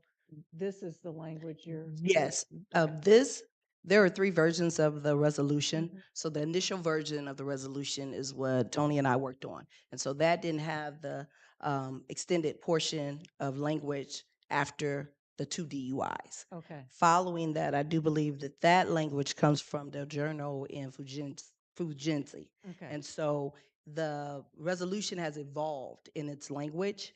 And, but I will say that I did vote in support of the this particular piece. I just wasn't one of the submitters on it. This piece here. Yes. Okay, thank you. And then the second thing about the recommendation that some of the other commissioners have already commented on regarding the authority the county government has or needs to provide oversight. I know through the Illinois Law Enforcement Training and Standards Boards, they are currently working on adopting a revised version of decertification of police officers and the wording there. And what I found out in those meetings is that the sheriff's office is the only office that is not held to those decertification rules that other Illinois law enforcement is, primarily because he or she is an elected official. So I agree with the commissioners that have already spoken that that is something that needs to be looked at. Because right now it's essentially their own house, so to speak. So that is something that does need to be. It does. And it was, and I can only speak for myself, but I would assume that this has been a learning curve for many of the county board members. Just through this process, I kind of stumbled upon that organization. I'd never heard of it before. And so learning everything that they do in their policies and procedures is new. And then them actually revising, it's new. So I don't know if that sits in your I don't know if that sits in your what law enforcement committee Working group. work Yes. group, Yes. or if where it goes. But these recommendations are not just for the sheriff's office, but they're also needed for county board members so we can make more informed decisions. This is just not a lot of our subject matter expertise. As I said, I joined the jail committee and I was uh, definitely adamant as much as possible to be prioritizing, be on that committee, not because of my expertise in the policies and practices of law enforcement, but because I really needed to know more so I can be a better servant for those that are my constituents. But this is kind of a different road and we're down a different space. So those recommendations, when you frame them, just recognize that the request to frame them is for a sheriff's department, but also for county board members, because even with elected officials being the sheriff, the elected officials are also the county board members. So we're moving in and out based on if we're voted in or out as well. So those recommendations are going to need to be broad enough that it educates all parties. I would just like to add that, like what Dr. Cruz said earlier, these recommendations that you may put forward may not be just for Sangamon County or the city of Springfield, but the broader community. And knowing Senator Turner's commitment to this commission and getting it formed, I would hope, and I believe she is committed, that if there are recommendations for changes in state law, she will help champion those. And that may very well be what your work leads us to, but we need to get there. So Thank you. Are there any other comments from the commissioners? First, Calvin. Thank you. Are we able to edit some of that wording in there, or is that just up to the county board members as far as the recommendations? I believe this commission could recommend any language it wishes to the county board and to the sheriff. Okay. So, we take no pride in authorship Okay. as Well, long as something happens. okay. Well, what I would say is that in addition to personnel file, for it to directly state internal affairs files, because with personnel files, sometimes all you get back is just a person's application. So I would suggest that also, I would also include a FOIA request to the state's attorney's office. So let's say if they're in Menard County, I would also include sending a FOIA request to the state's attorney's office to see if that particular officer is on what they call their Brady or Giglio list. And I say that because some policing agencies, they only keep internal affairs files for about 5 years. So if you have an officer that did something about 6 or 7 years ago, that file isn't there. But nonetheless, their name perhaps should also be on the state's attorney's Brady/Giglio list. And that could also be a catch-all as well. So just my suggestion. Thank you. You're welcome. Kristen, did you have a comment? I actually have a question. Is it still our intent to be voting on this tonight? Well, Commissioner Wesley suggested that this go to the law enforcement work group. Yep. So that would be a reasonable motion to make, would be that it goes to the work group. Okay. Yep. Did you move that motion's I been would made second, by yeah. Commissioner Wesley? Is there a second? There's a Mhm. second. There's several seconds. Okay. Mhm. Is there further discussion on this topic? Yes. Given that that happened 20 seconds ago, I'm checking myself. I think I would vote against that because I was prepared to move that we send the immediate action to the county board now and send the ongoing recommendations to the work group. Okay, is there further? Yes. I think that for me, I would prefer to send the whole to the working group just because uh, the resolution that was given to us at the beginning is not exactly what they're asking of us now. And I think that in order to be prudent and make prudent decisions and thoughtful decisions, we just need to have more information and to be really thoughtful and have some experts looking at this and into it. Other comments? My other Yeah. comment is and this was said at the Sangamon County Board, but this is just basically right now a stopgap because it's not hard to send a FOIA request over prohibited employment of an applicant who has a DUI. So I think that this is just a stopgap right now, and I think I wouldn't have a problem actually voting for it. Other comments? Yes. I just have a question about the DUI or other Class A misdemeanor, and I'm really glad that that's added so that if someone has an assault charge or a crime against another person, that's included, not just drinking.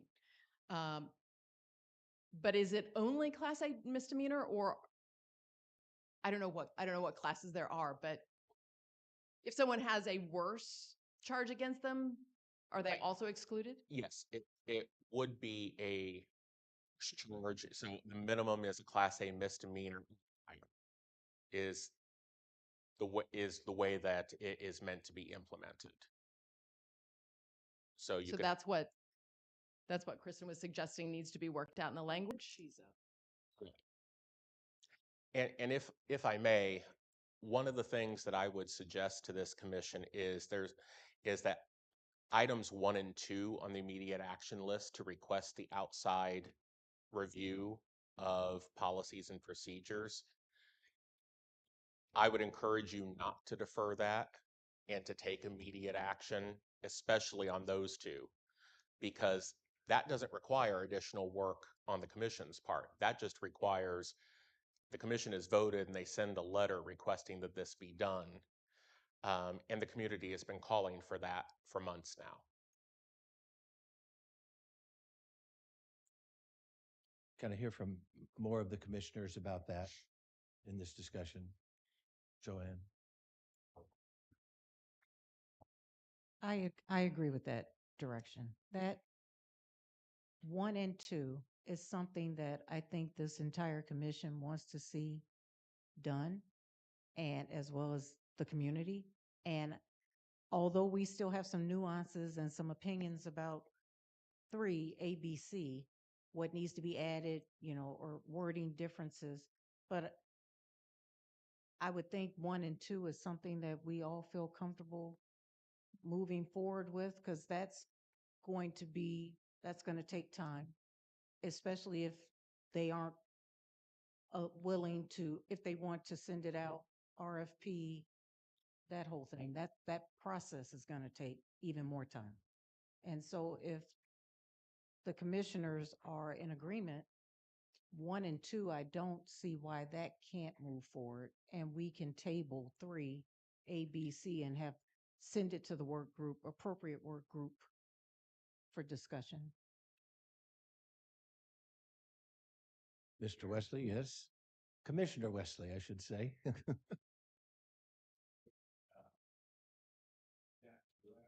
Could you need a microphone, please?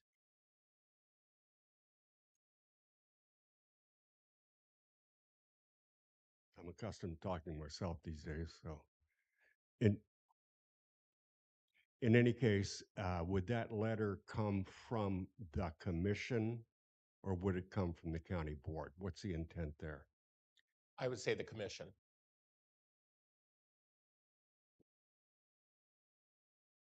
Yeah. Oh, I've got it right in front of me here. Yeah. Do you have an opinion about that, Bob? Yeah, I don't know where we have the standing for that. The county board is an elected body, at least it has that standing. And we are a selected commission. Well, I would respectfully say that if the county board refused to take that responsibility and ask for an outside investigation and wanted to defer to this commission to make any and all recommendations and take whatever action, and then for this commission to then say it doesn't have the standing to do it either, where are we? I guess that's what I was posing earlier. In reality, my opinion is that anybody could really ask for the outside investigation. I could ask for it myself, but they're not going to listen to me. That is true. Individually. That is true. All I'm saying is we don't have authority over the sheriff's office. We can ask for an external review. Does the sheriff have to cooperate? And I don't think that the sheriff does have to cooperate, but remember, we're operating under a expectation of recommendations. I understand. Okay. I would also say that if the Justice Department were to take this up, I believe they would have the requisite subpoena authority to request files from the Sheriff's Department, whereas the county board doesn't have subpoena authority, for example. So Commissioner Wesley, you can, if you want, you could withdraw your motion or revise it.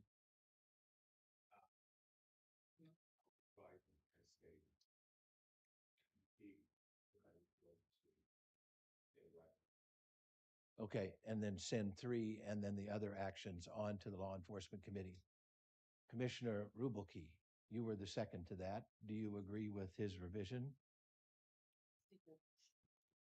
I have some other questions. Can you repeat? What? Can you repeat the revision? So, yes, just go ahead, Bob. My earlier motion was to send everything to the police, to the law enforcement work group. In our conversation, it's been suggested by the guest speakers this evening, as well as one of the co-chairs, that it makes sense to take action on items 1 and 2, but all of item 3 go to the law enforcement working group. And that's my motion.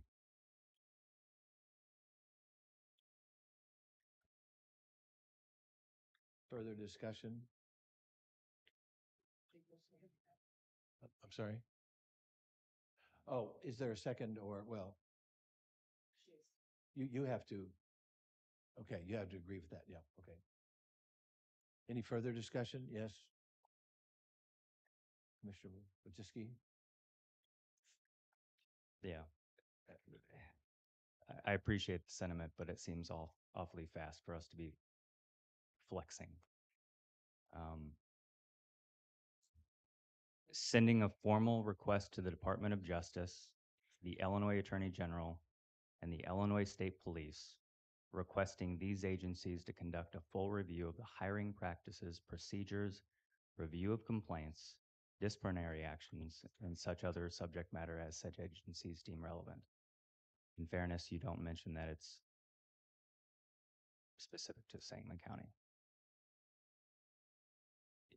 Well, I think that kind of goes without saying under the basis of this. So, And I get that that's what we would have some, I think, natural questions then if for purposes of discussion. Are we aware of any of the activities currently going on? So would you be asking us to make a request about something that we already are aware of or is ongoing at any of these agencies? I don't think I follow your question. State Police and Department of Justice, for example. Do we know if they're actually investigating? Correct. No, we do not know. Commissioner Wesley? Yes, I was going to have a follow-up motion after this. We are here to make recommendations initially to the county board. And so my motion was going to be, okay, we're going to recommend that, but we're going to recommend that the county board write that letter. So that's what follow-up was. I haven't made it yet, but the business of standing is not powerful here. It's not powerful with the county board, but they are elected officials. Yes. And we are here to make recommendations to them and other bodies. Correct. Commissioner Phillips?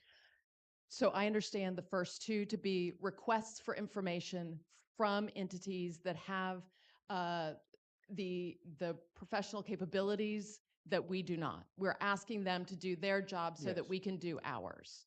And so I think it's appropriate for this commission, as the independent body that I've heard us described as in this first meeting, that we can ask for information from anyone. I mean, they can also tell us no, that it needs to come from the county board or something, but we can ask for information. That's perfectly within what I understand our job description to be. And with that, I would call the question on this motion. Okay, the question has been called. There is a motion on the floor and a second to move forward with number 1 and 2 with us making the request. That's the motion on the floor.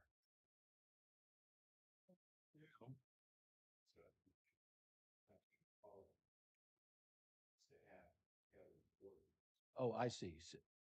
Okay. But, okay, so well, that is your original motion. And Yeah, but I have a great motion to have. so we'll vote on this motion first and then do. Sorry?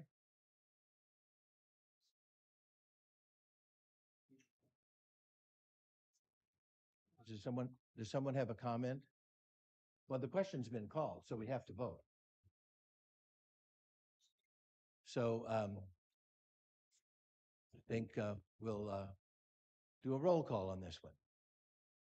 So, yes. But we're just doing the first and second, correct? Yes, we're doing the first and second and referring 3, right, yeah. That's correct. Okay, the vote. Commissioner Phillips. Commissioner Christian. Commissioner Espina. Commissioner Castles. What? Oh, okay, okay. Yes, she was yes. Yes for Commissioner Rubelkey. No.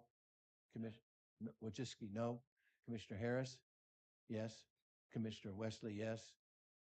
Commissioner Massey, Sante Massey, yes. Commissioner Shadia Massey, Commissioner Johnson, yes. Motion carries.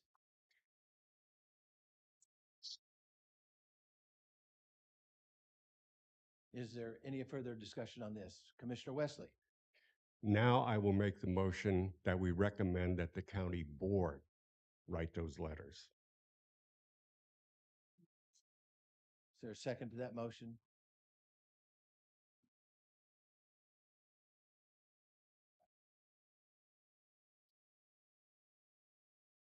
Is there a second? That motion that motion fails for lack of a second.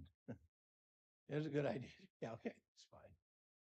Yes, Commissioner Rubelkey. So I just have a couple questions on what we just voted on. Is the full review, are we asking each department to do a full review, or are we asking them to work together on a full review?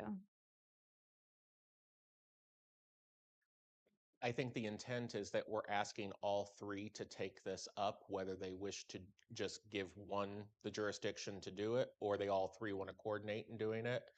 I doubt that all three would actually take it up if they know the higher ranking one would be doing it.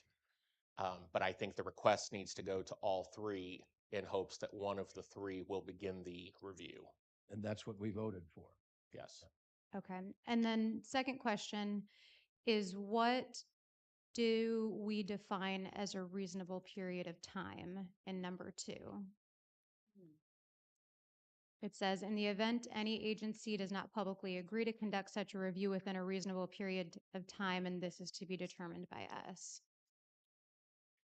I think that's for the commission to decide. What we had suggested in here was if by the first quarterly report, so that would be your third meeting perhaps, if there's been no response, then that's when number 2 is sent to the county asking them to proceed accordingly. Okay.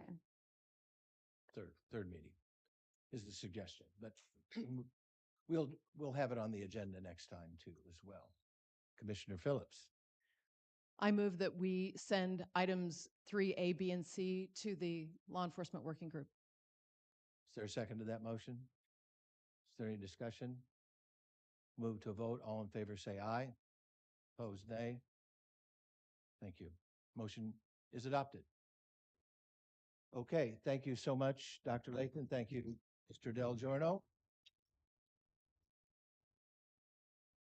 As we transition to the next speaker, I will say also thank you for the list of content experts. That's very helpful, and the list of readings. And I think we'll all learn that there's a lot of evidence out there that is ready to use and can be applied in this situation. And we'll make those recommendations to the various working groups. Okay. So now we'll do an educational presentation on language and values of anti-racism work.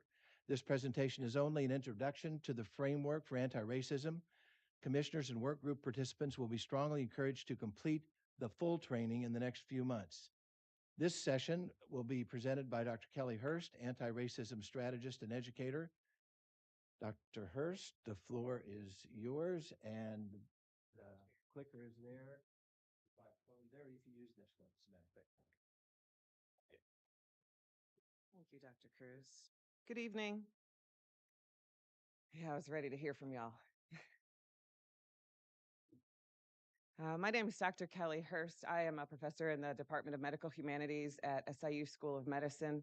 I have a background in, I'm an educator. I'm an educator. I have a background in K-12. I've been a classroom teacher here in Springfield, as well as a guidance dean and an assistant principal. And my great interest in anti-racism. My own introduction came from my time at the district. And one of the things that I did, and this is going to sound very much like some of the folks who introduced themselves earlier, I too am a part of the Springfield Immigrant Advocacy Network. I'm a board member. I too have been a part of the Springfield Coalition on Dismantling Racism for quite some time. And the issue of being in community is really important to me. I want to note that I am a proud South Side Chicagoan. I heard that. I want to name something about that. Thank you, sister. And I want to name something about that because one of the things that's been named here on more than one occasion is, I grew up here, or I've been here my whole life. And I just want to say that's not required to care about anti-racism. And I appreciate you. I just mean this work is for all of us. And so I wanted to share with you all a little bit about what that means and what that looks like. And here's why. Because we don't know how to talk to one another. We don't have communication with one another. And I recognize that this meeting is also being streamed. So this is for the folks who are here present with us. But I would just like to ask an audience participation question. And that is, how many of you have had a conversation about race or racism and it has not gone well? So let the record state, it's almost the whole entire room, which means we don't know how to do this. I also have my certification. I'm a trauma-informed professional coach. And what that means for this particular work is seek to do no more harm. And that we are going to name a lot of the harms. And that is going to be a part of what we have to do. We also have to say, what actually is anti-racism? Because you can ask 5 different people and perhaps get 5 different responses about what that is. And it's important for you all as the commission to have a common language, to be able to speak to one another and to be able to do it in ways, in anti-racist ways, which I will share a little bit about. I think it's also important to have a common definition of what racism is. One of the biggest waste of time I have found has been in trying to determine what that is. Pardon me. I wanted to start with someone who's been in this work, Grace Lee Boggs. If you don't know who Grace Lee Boggs is, do yourself a very big favor. And I feel like this particular quote really sums up the work that you all are doing, that you cannot change a society unless you take responsibility for it, unless you see yourself as belonging to it and responsible for changing it. I also note here that this particular commission is in this direct response, and that what you all were to do, my understanding, is that this commission is committed to leading the process for our community to listen, learn, and act. That has already been stated, and some of those things have actually come up as well. So you're going to see this particular slide multiple times while I'm speaking, because I want to call us back to it pretty frequently to say we are here to listen, to learn, and also to act. And the part that seems to be missing, the part that does the most harm, is when we fail to do that last one. We do a lot of talking, we do a lot of conversing, we do a lot of debate and dialogue, and then we don't get to any action. One of the things that I recall hearing a leader say to me when I still worked in the district was around issues of race, is that we have to go slow to go fast. And I thought that was the dumbest thing I'd ever heard. Because people are dying. We can't wait. There is no going slow on this. We got to get this. We got to get this. So I also heard lots and lots of words this evening. I heard engage and identify and recommend and things around policies and practices and procedures. I just didn't hear beliefs. And that is what underlies all of those particular things. I want to say, yes, you are absolutely right. We are talking about people, and people make up those institutions, and those institutions make up the entire system. And if we are going to actually address systemic racism, we need a systemic solution. And that is what you all have been called to do for us. So in thinking about the differences between dialogue and debate, most of what we often do is we get into debate with one another, where there is just one right answer to this question, right? Which leads us to a very binary way of thinking. If there's a right answer, then there's a wrong answer. And yet, you all just did some really messy work up here just a moment ago, and it was not easy. There is not a right answer.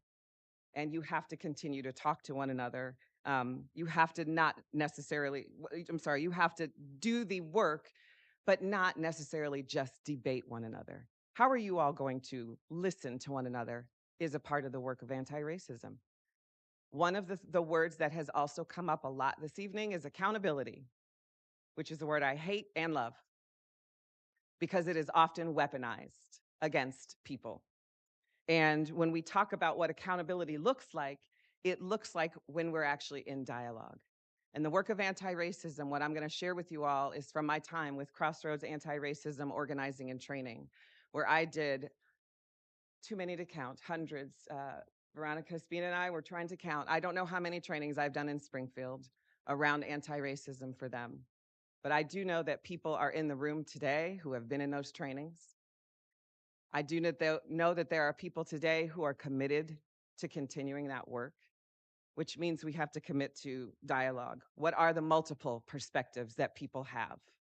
How do we actually learn to listen to a diverse array of perspectives? And then, how do we actually define diverse? Even that word can be weaponized. Even when I hear things like, well, what we're going to need is we're going to need some diversity here. Well, what do you already have here? Sometimes we don't take stock of what we already have before we seek out and then ask someone to be our diversity, which is called tokenization. And that does even more harm. So how do we do this then? How do we have this conversation? Here's how you do it in anti-racism. You first start with some sort of conditions that you are creating in order to speak to one another. And in anti-racism, we call that a courageous conversation, because it takes courage not just for the people who are actually doing the talking and sharing of their experiences, which we shouldn't ask people to do simply because we're trying to excavate from them because we need to know. We have to think about all the ways that we're doing all of these things. Number one, we have to engage in some generous listening. And generous listening is a really difficult thing for folks to do because oftentimes, and I am very guilty of this, I am forming what I'm saying while you're talking to me. And I am just creating the response, but not necessarily listening. So in anti-racism, we ask one another to please sometimes, can you just repeat what I said? Can you tell me what you heard? Can you actually give back to me what I actually said to you? Because I'm not certain we're all talking yet. 2, you got to practice the pause. Everybody in my life wishes I'd practice this more. Pausing. To stop and say, I don't need to speak right now. We often use that acronym WAIT. Why am I talking? And it also works for why aren't I talking?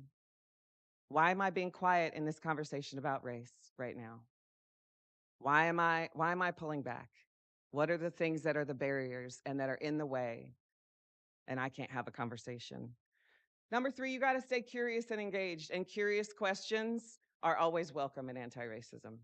When you are curious, you are saying, I wonder what the ways are. Here's an example. I wonder what are the ways that we can actually be accountable to the communities of color in Springfield? That's a big question. We might need a pause on that. But staying engaged also means not stopping the work. And here's what we also know, that there are people who are deliberately stopping this work. Be cautious of that and name it. We're not afraid to name it in anti-racism. We also try to honor other people's stories, but that doesn't mean that we need someone's story in order for us to learn, because too often what happens in the world that anti-racism tries to say, hey, let's not do that, is we try to excavate stories from other people, and then some people are required to bleed all over the room for the edification of everybody else who is there. That's not fair. That's re-traumatizing. That's vicarious trauma when we're hearing it. That's not a part of the work that we do. You got to embrace ambiguity. We do not know all the answers. It is okay to say, hey, you're talking about a thing and I have no idea what you're saying. I have no experience with it. It's not my background. And I'm wondering if you could say some more about that. One of my favorite sentences ever. Can you say some more about that? You usually get to really great discussions there. There's some yes and communication that happens here.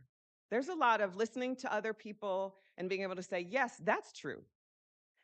And this is another truth here. And how are we making space for multiple truths to occur? Right? I have my own truth. You have your own truth.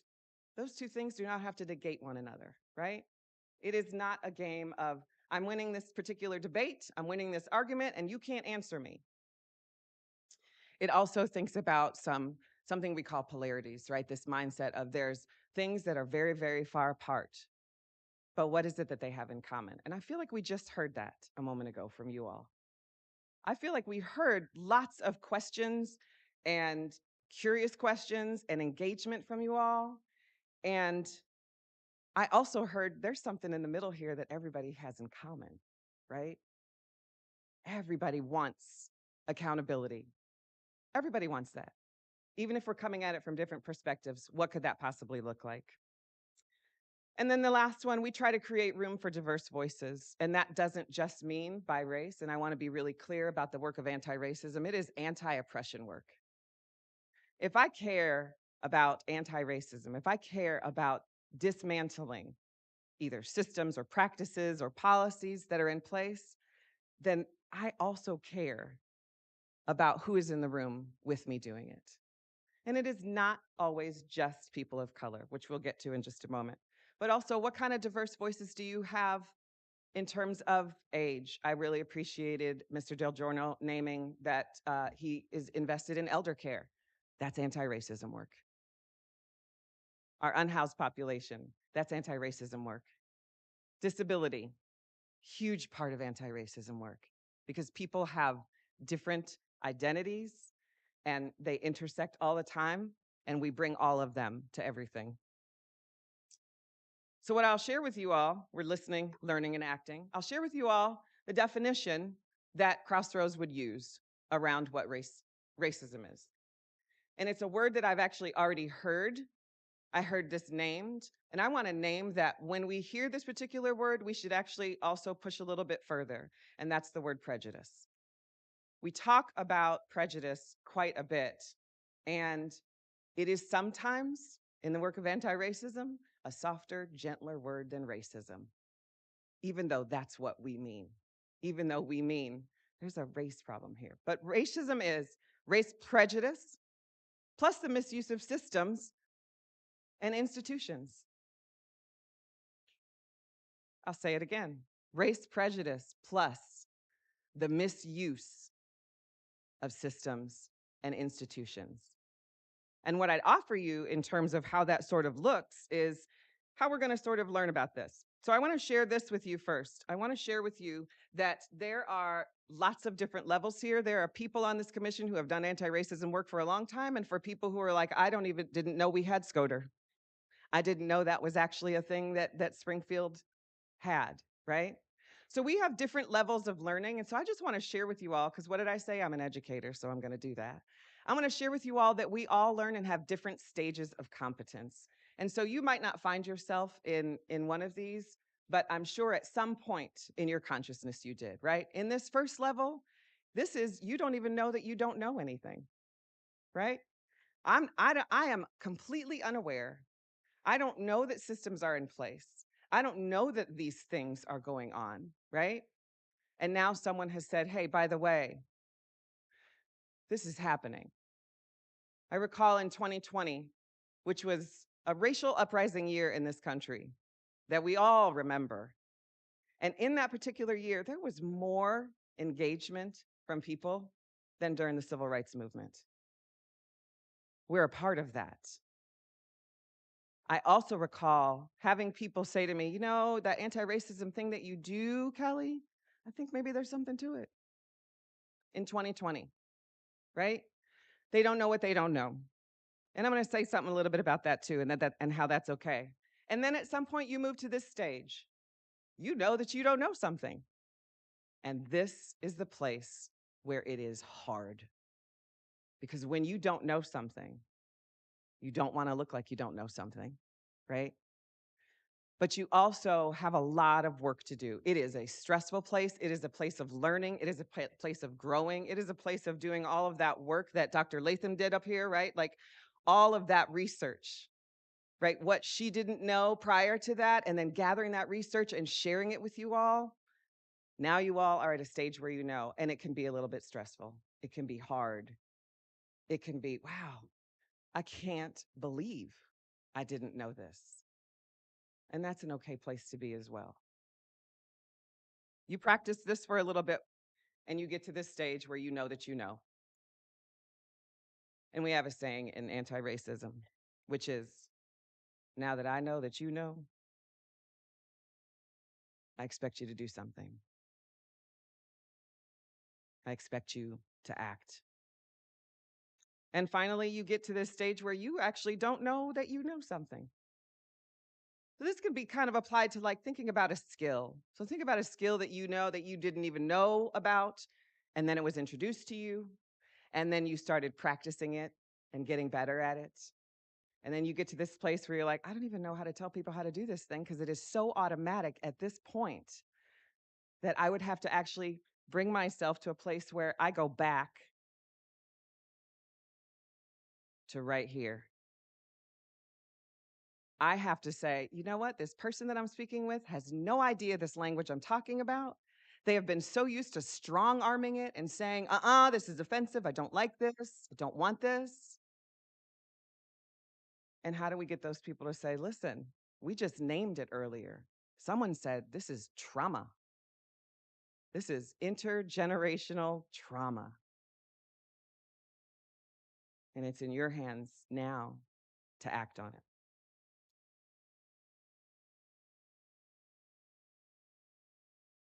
This is another way to sort of think about it. And I want you to think about the fact that sometimes you are in this stage where you are really, really knowledgeable about something and somebody isn't, and how we have to go back down and help them. And you're going to hear me say that word "and" just like that a lot tonight, because we live in the both and. And there are times in the work of anti-racism even when I just don't feel like going back down to that other level to get somebody. Where I just don't feel like having to do all of this extra labor to get this person on board. There might be somebody else better for them. They might start with a book or a movie or a documentary or something else. And that's okay. You have to be able to say, you know what? I'm actually responsible for my own learning here. I'm responsible for what I actually now realize I don't know. And how do I actually do something about that? I said that it was a waste of time because Toni Morrison, who said this back in 1979, I believe, in a speech in Oregon, reminds us that the very serious function of racism is distraction. It keeps you explaining over and over your reason for being. She goes on to say, it keeps you from doing your work. It keeps you from getting anything done. It is a constant distraction. Which means, how do we look for those patterns? And how do we look for those things in our institutions and in our systems that we name and say, you know what? This has been a distraction this entire time. This distraction has actually kept us from doing anything. It has kept us from action. It keeps us in a loop. It keeps us asking questions like, I wonder if racism operates in the United States, instead of, so racism operates in the United States, and how does it operate here?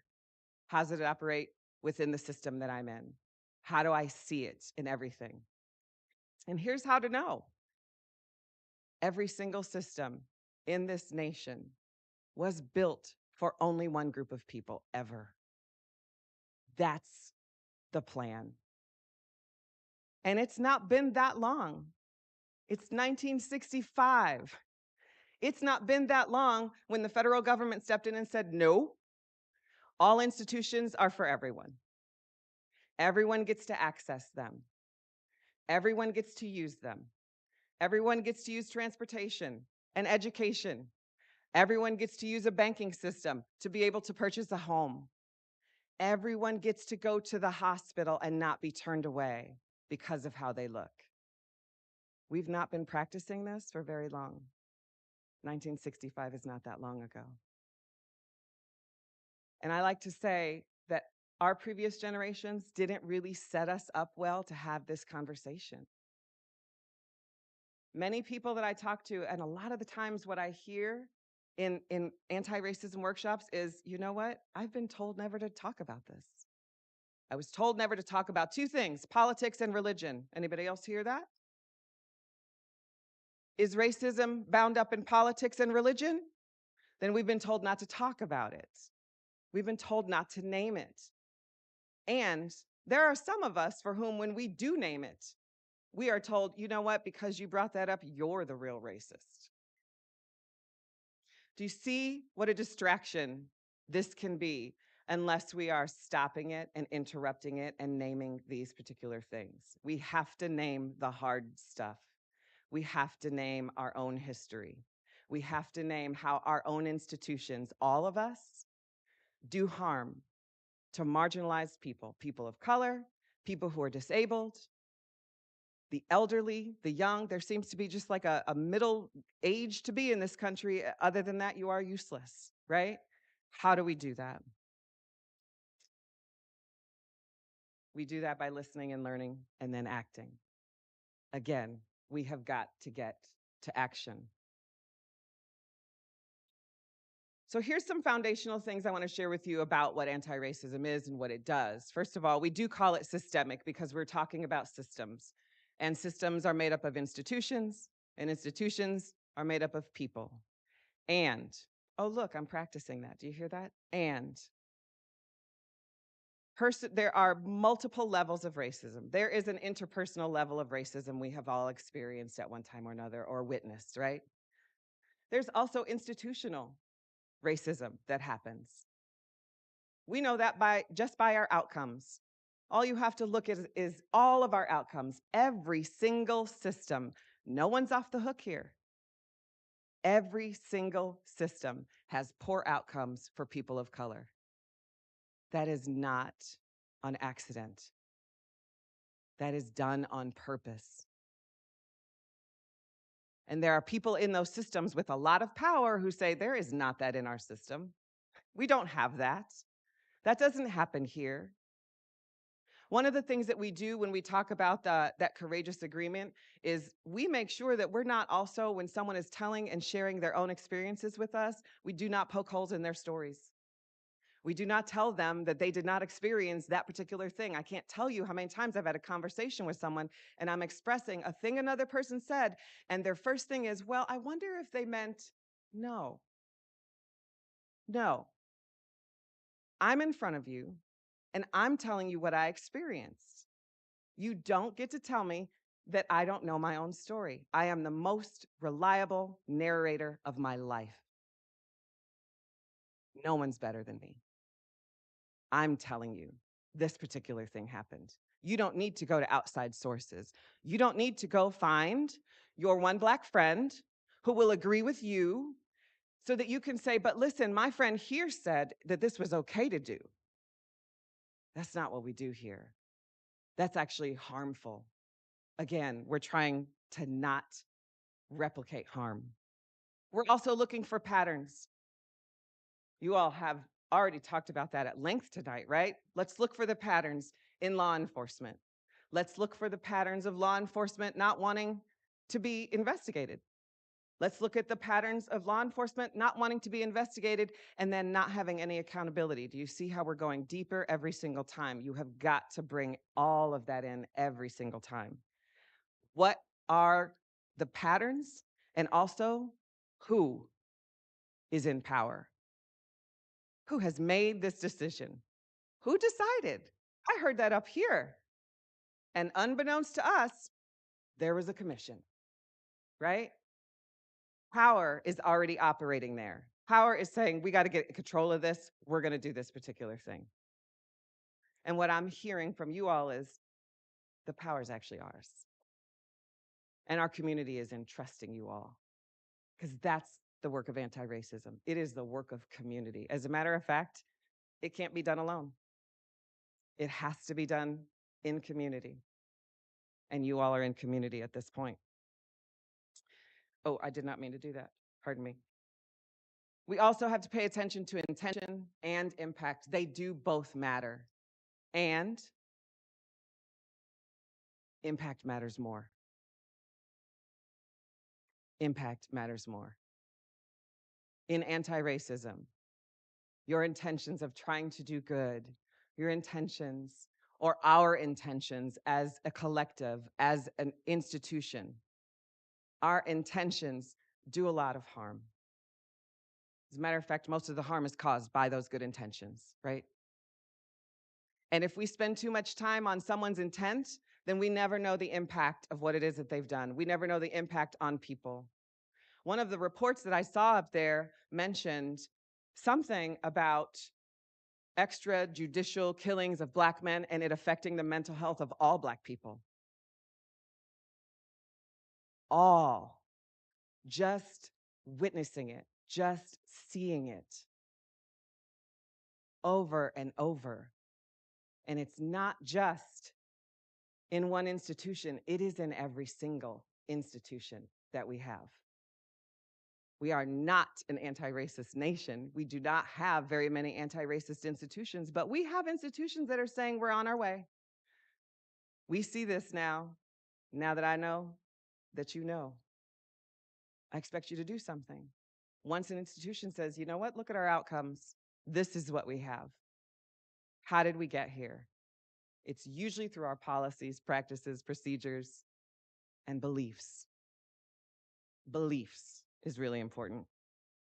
And finally, we have to dismantle those harmful practices. Once you see them, you have got to dismantle them.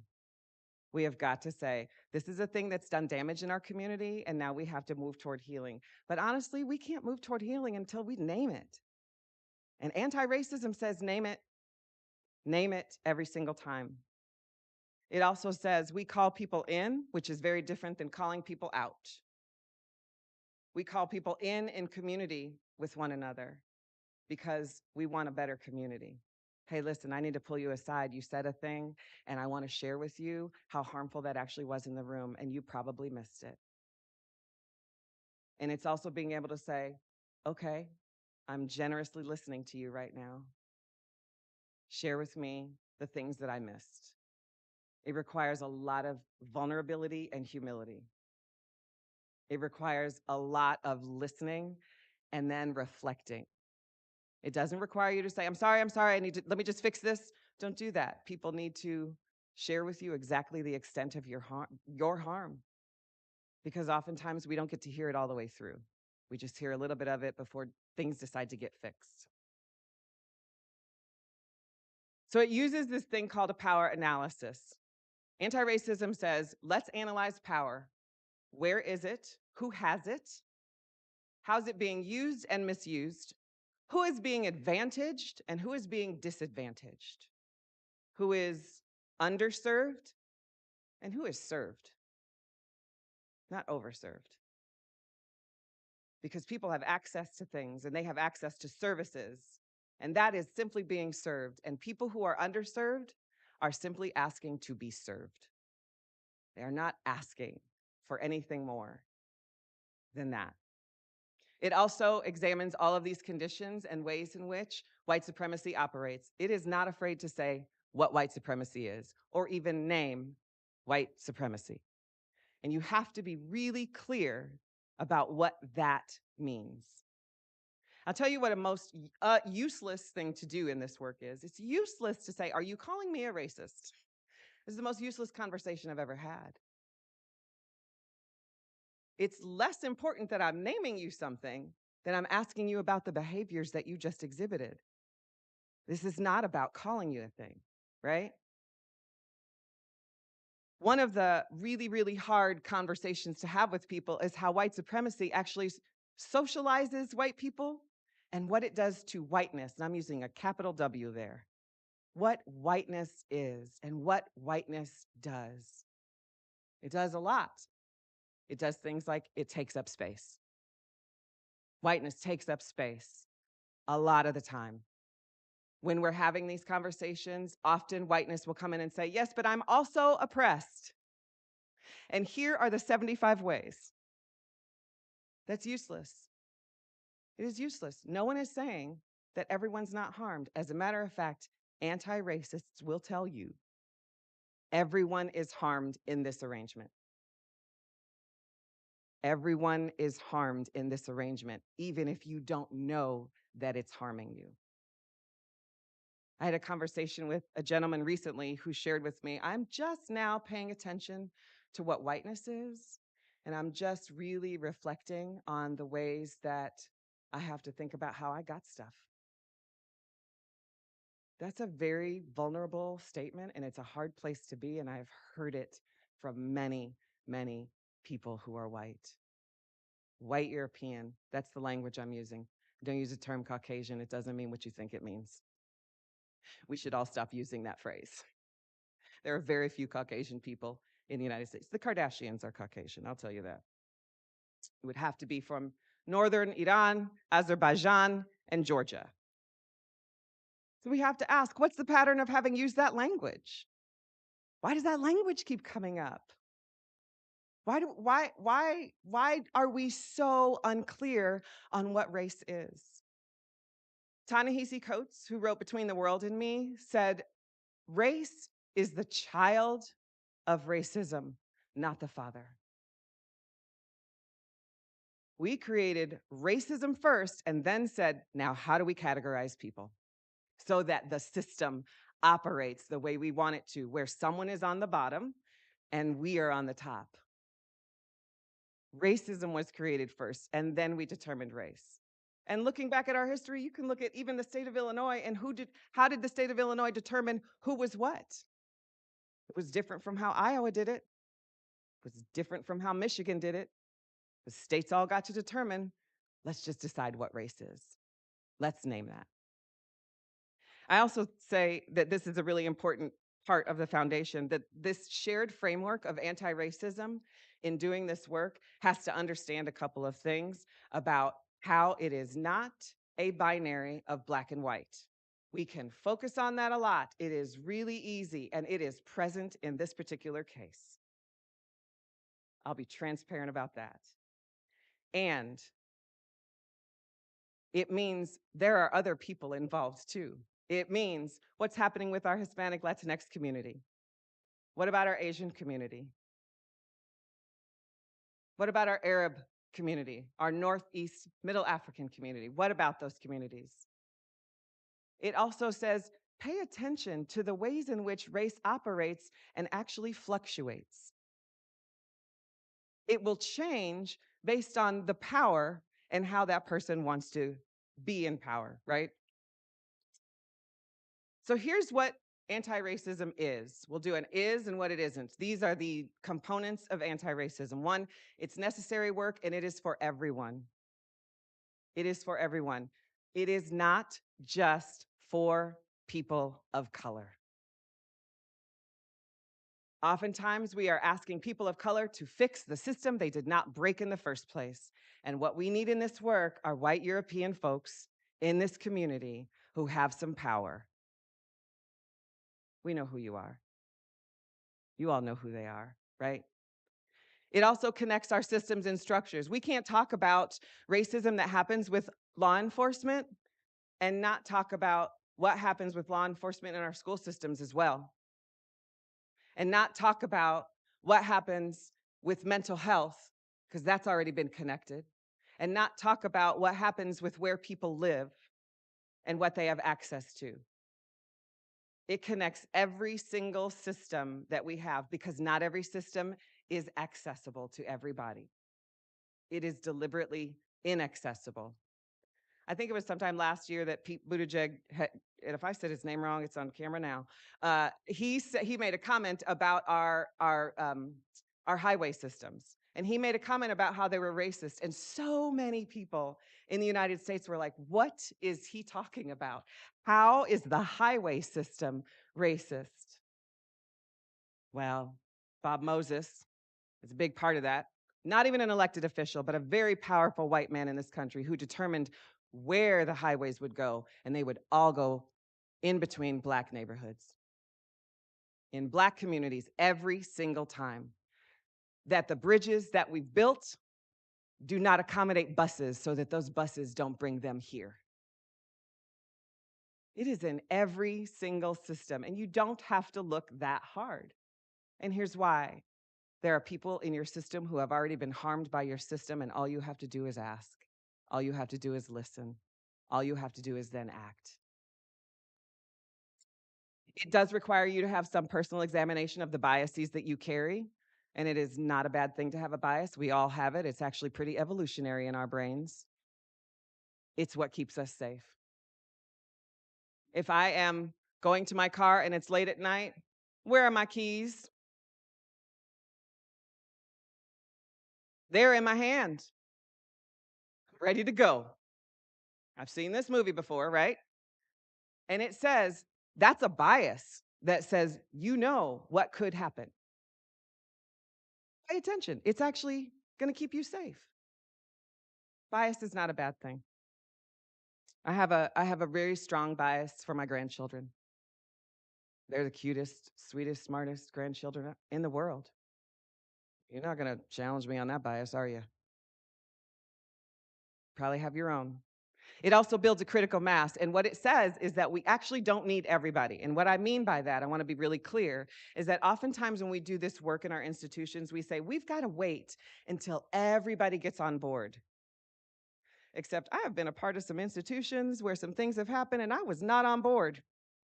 I didn't even know those things were going to happen. Critical mass is 30% and up, right? There are so many people who are sitting around waiting and saying, listen, I know I want to do this work. How do I do this work? How do I get this done? It also appreciates all of those identities that I named earlier. And it creates strategy and commitment. One of my titles at the med school is Equity and Inclusion Strategist. It's a job title. This requires strategy because it required strategy to build it up. A strategy was put in place.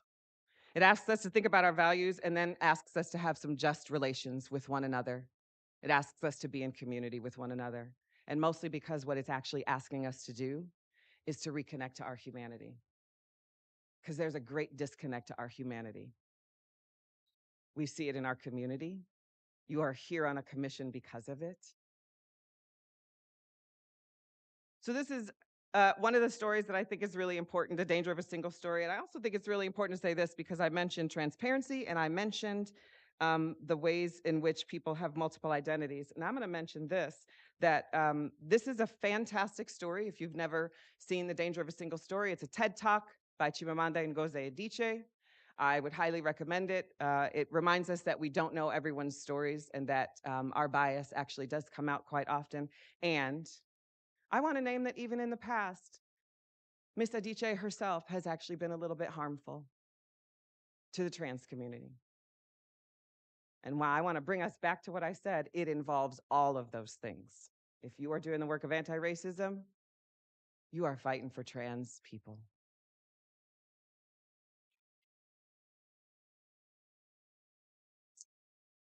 It is not an add-on. We often think it is. We often also suggest that it's budgetless. How can you do this for free? I'm sorry, but the system did not get built up for free. It did not. And when we ask people to do this work for free, it disrespects the work and it disrespects their commitment to it. Anti-racism, not fearful of history. We know what our history is. We look at it, we examine it, we talk about it, we learn new things all the time. It's not passive, it's not fast.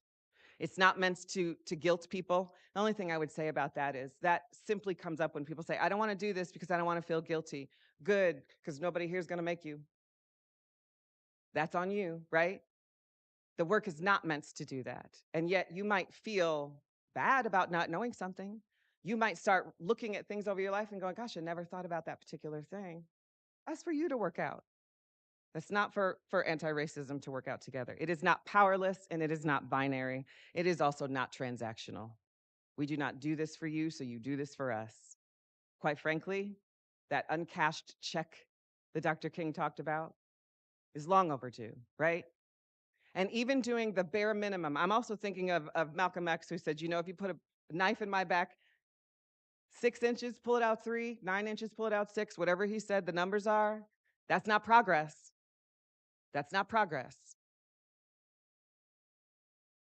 So this is this work that you have to do. I want to also just share with you all, this is a fantastic quote from Lyndon Johnson, because I think this also speaks to the fact that this work is for everyone and that everyone is harmed. White people got harmed by this. If you can convince the lowest white man he's better than the best colored man, he said, remember the times, he won't notice you're picking his pocket. Hell, give him somebody to look down on and he'll empty his pockets for you. It does harm to everybody. So here's what it includes. It includes this analysis of power. It does require us to look at our history and to ask ourselves some really hard questions. And it also says, how do we dismantle this? And how do we make sure that people are not in the way as barriers to this work? Because barriers are people, barriers are the systems themselves. Barriers come in a lot of forms. I also would be remiss if I just didn't mention that anti-racism has a real hard time with Robert's Rules of Order because of what we just witnessed, right? And here's why. It's because we're talking about human beings. If we're talking about human beings' lives. This is not to say you're doing anything wrong. You have to operate this way. I understand that. But it seeks to actually be accountable to the communities of color that it has done so much harm to. And all it asks you to do is to listen and learn and act the very thing that you all have been tasked to do on this commission. I'm so grateful that you're doing this work. I would hope to be a resource for you all because this is my whole life. And I often wonder, what would my life be without racism? I would be an artist, I am certain. I just want to thank you all for listening, for hearing this. I know that there is so much more. A 45-minute presentation on what anti-racism is kind of laughable, I have to say. I wanted to laugh like, we do this in 2.5 days. And so thank you all for listening. I appreciate you. I appreciate the work that this commission is doing, and I hope that you do it with anti-racist values and anti-racist principles always in mind. Thank you.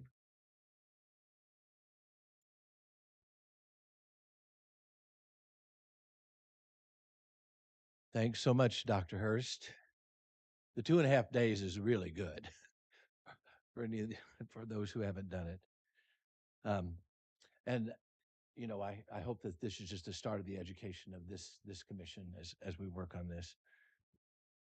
So we're now ready for some public comment.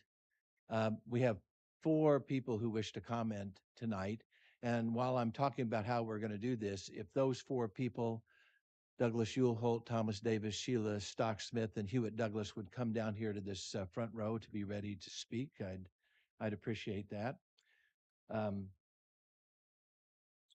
This really is a way for a comment opportunity on the part of members of the public and a listening opportunity for the commission. It's not a question and answer session. So it's really more of a one-way thing. Each speaker will be allowed 5 minutes. Will be called in that order that you see on the board there. And so we'll begin with our first speaker to come to this podium, Douglas Yule-Holt.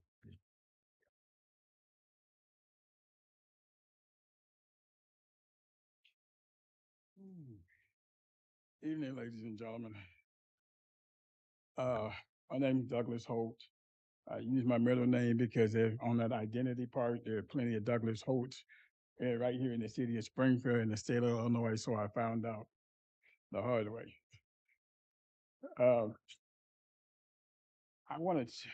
I've been a resident of Springfield for more than 45 years. I've served on boards for more than 30 years for African American Museum, 1 in a Million, Springfield Area Arts Council. I mean, many of them from over the years, I can't even remember all of them. But the thing that I want to touch on which was brought out. Oh, okay, I'm sorry. How's that? Whoop. Okay, I think okay, right there. How's that? Okay. I want to touch on something that Tony brought out up here, and that is law and policy. We know the law. There are plenty of laws. As a matter of fact, it's way too many laws to make it simplified to the point that even attorneys have to go look up the law to make sure they know the right law. Okay, and then we have policy. When the only time we should have policy that to override a law is if that's an unjust law. When we have policy that says that, for an example, we have a state law that says if anybody lies to the police on somebody else, the state is supposed to prosecute them. And the specific word that is said, in which speaking terminology, is anyone. That means that doesn't mean that because you're related to somebody or you got a badge or anything that comes up with a policy that says that anyone there excludes certain people and certain groups. That's part of the problem what we have when it comes to dealing with the policy and law. They're supposed to work together. I mean, obviously we've had some laws in the past, which, as we know from the 1960s through segregation, it don't make sense. But we had to do certain things about that to override those laws. As I said, my question to you is why are we here? We're here for a just cause, to take care of accountability and transparency. Those are the two things that stuck out to me more than anything about for what we talk about and what I wanted to talk about before I even came here and heard about what was going on. We have to make people accountable, regardless of what job they have or what side of town they live on or who they know. And transparency, it comes in when we need to know certain things. If we don't know, as was discussed up here earlier, then we're ignorant to the fact that we don't know. As she brought out, I mentioned to her when I came up here, I said, make sure I get an autographed copy of that book. Because there was enough information there that pretty much summed up a lot of everything that I wanted to go through. But I'm gonna go ahead and, if I can, and go through a few steps of some of the things that I wanted to go through. The world is watching us, meaning that we've already been through this before, way back in 1908, okay? To the point where we had to establish some things and find out who we were. And I can tell you for the example that we set here, we've come a long way from then, because back then the reaction that we had wasn't so good. Today, the reaction we have, it's not in the streets, we're actually sitting down and talking about it. When we can sit down and talk about it and understand where we're coming from and what we're talking about, knowing the differences that we have, we're at least admitting the differences that we have, and that acknowledging what is going on and quit trying to sweep it under the rug, then we can know and understand for who we are and where we're going.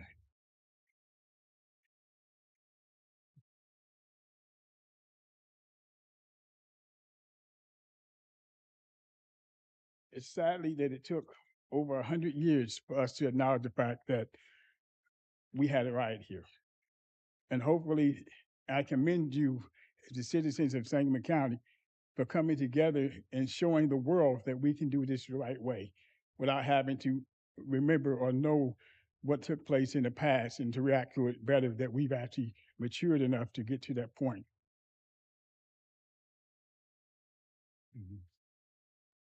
This is how far we have come from the riots into sitting and engagement for a long overdue resolution. For that, I commend you.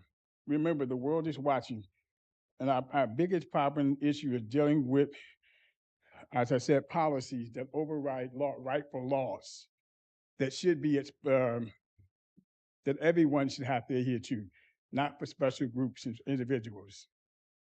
Thank you. Thank you very much. Thanks. Next speaker is Thomas Davis.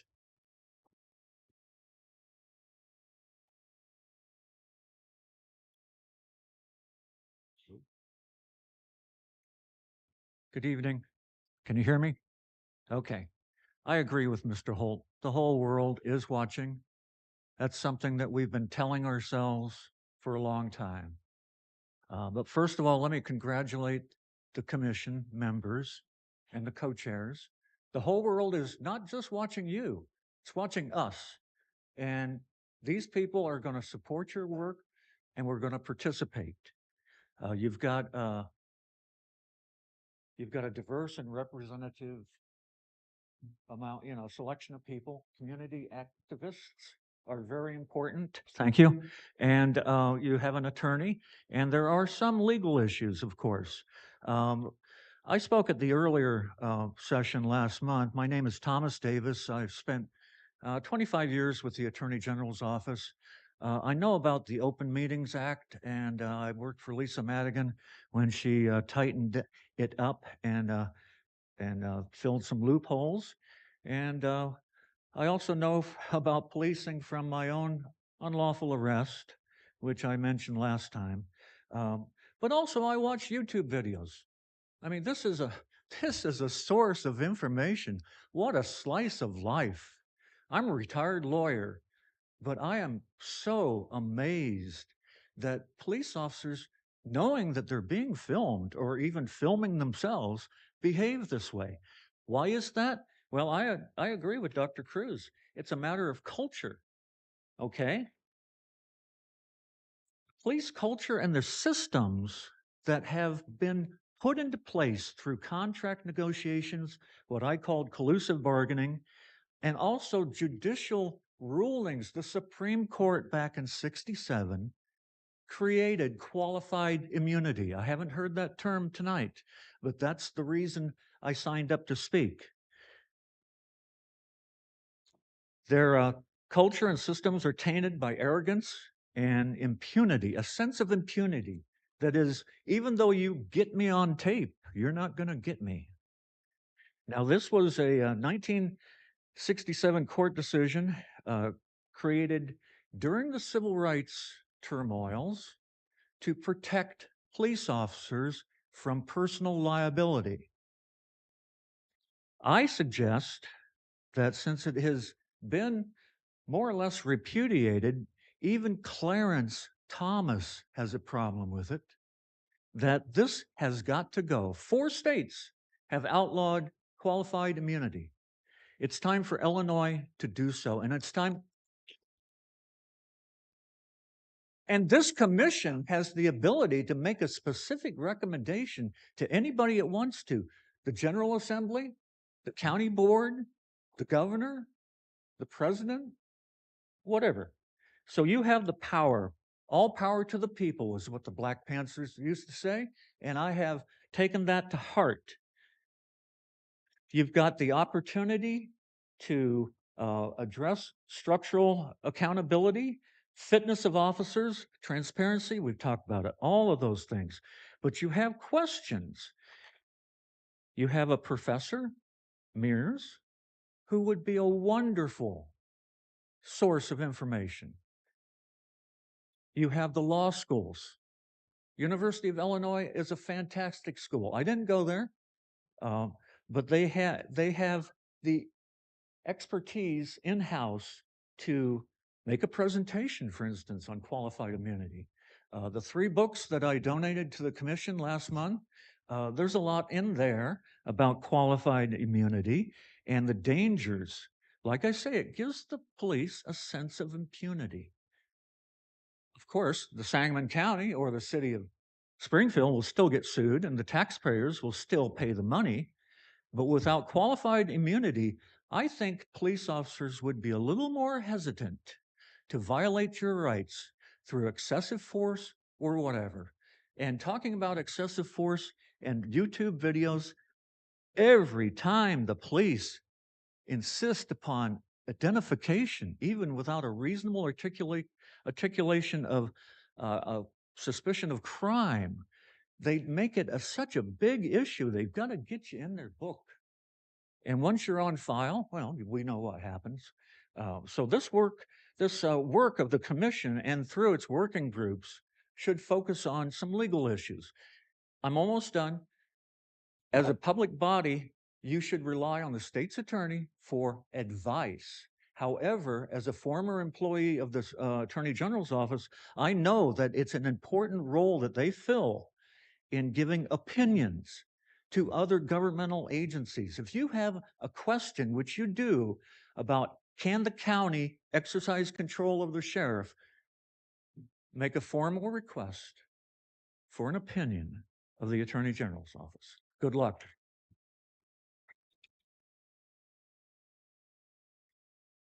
Thank you, Mr. Davis. And now Sheila Stocksmith. Yep. Hi, everyone. My name is Sheila Stock-Smith, and I want to congratulate the newly formed commission members and the working group members, some of whom I think are in the audience. I know and respect many of you, and I've worked alongside you and others in community and public service and activism since I moved to Springfield in 1992. Your task here is serious and important. I want to briefly address the CBS News article just released today that board member Tony Del Giorno referenced. It's entitled, "Years Before a Deputy Killed Sonia Massey, Sheriff's Office Failed to Police Misconduct Within Its Ranks." The last time I spoke publicly to the Sangamon County Board, I outlined 11 cases of wrongful death or injury at the hands of jail staff and deputies dating back to 2007. Apparently, CBS News reporters were also pursuing this angle, embarking on an in-depth investigation after obtaining thousands of pages of law enforcement files, medical and court records, plus photo and video evidence, resulting in the article released today. If you've not read the article, please do. It directly affects your task ahead. Without reading it all, there was just a couple of statements that really stuck with me. Quote, "Local families assert that Massey's death is the latest in a pattern of brazen abuse that has gone unchecked for years," end quote. Quote, "If it has become a systemic problem, it is not going to be enough to change one person," said Chirag Bain, a former civil rights prosecutor who served as deputy director of the White House Domestic Policy Council. Quote, "Training and policies are crucial and essential for policing, but training and policies without accountability are useless," said Ed Chung, VP of Initiatives at the Vera Institute of Justice, who previously served as a state and federal prosecutor investigating police violence and misconduct. Later in the article, Baines is again referenced, telling reporters that failure to respond to persistent misconduct is a sign that accountability is lacking. He continues, quote, "A broken accountability system can be a driver of a pattern of practice and misconduct." Chung again is referenced, saying enforcement agencies should resist attributing these incidents to, quote, "bad apples." He goes on, "When you have persistent and continuous patterns of misconduct that have gone unaddressed or even were swept under the rug, that's not an issue of individual, that's an issue of systems." So my request to the commission members is to remember these nuggets of wisdom throughout your entire process as you, because the problem is so much larger and deeper than the low-hanging fruit of just training enhancements or tweaking policies or adding technology and the like. These are all important, but in a broken system, your efforts will be half measures if business as usual persists with legally and morally corrupt practices coming from the top of a multi-layered interdependent system designed to reward those who play the game as instructed and punish those who step out of line. Finally, I want to stress that one of the most important means of accountability in our system is through our elected officials. Voters do not elect you, and therefore cannot truly hold you accountable for results. It is Andy Van Meter and the county board who is accountable here, so we should continue to attend county board meetings and committee meetings and use our voice and our vote to demand action. Thank you. Thanks. Appreciate that. Next, Hewitt Douglas.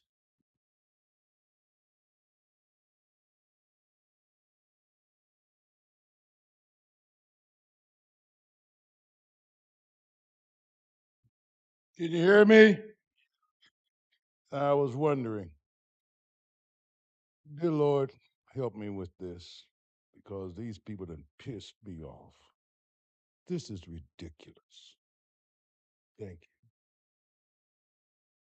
you. Lady just told you, Commission, to learn what she was trying to teach you takes a retreat, a weekend, a whole weekend. Been to a lot of them. Start on Thursday, end on Sunday. You're not learning nothing here this morning, this afternoon, this evening.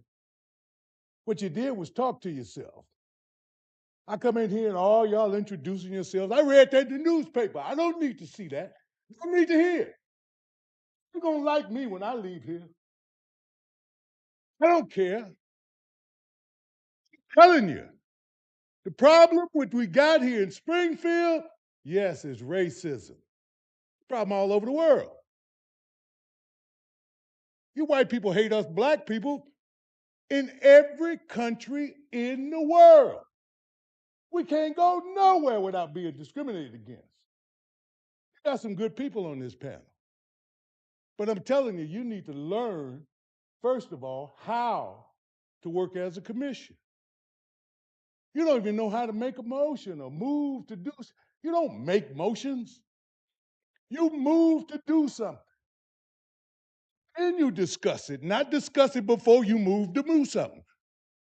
And then you got to have a second. It's not a motion till the person says, so-and-so moved to do so-and-so, so-and-so second. And now, what is your pleasure on this motion? That's when it's a motion. If the person that's running the meeting don't recognize you, you don't even count anymore. And that's part of the racism and the problems that we got now. Andy Van Meter puts this commission together. Who else knew about it? Nobody but Andy Van Meter. That's the Andy Van Meter Commission. This ain't Sonia Massey Commission. Sonia Massey family wasn't involved in the process that I know of. Not one of them. No, you ain't gonna like me. You don't give a hoot. Because y'all don't pay my salary. Not anymore, unless you pay your payroll taxes. I like what I do. I complain. I argue. I dispute. I make sure you listen to me.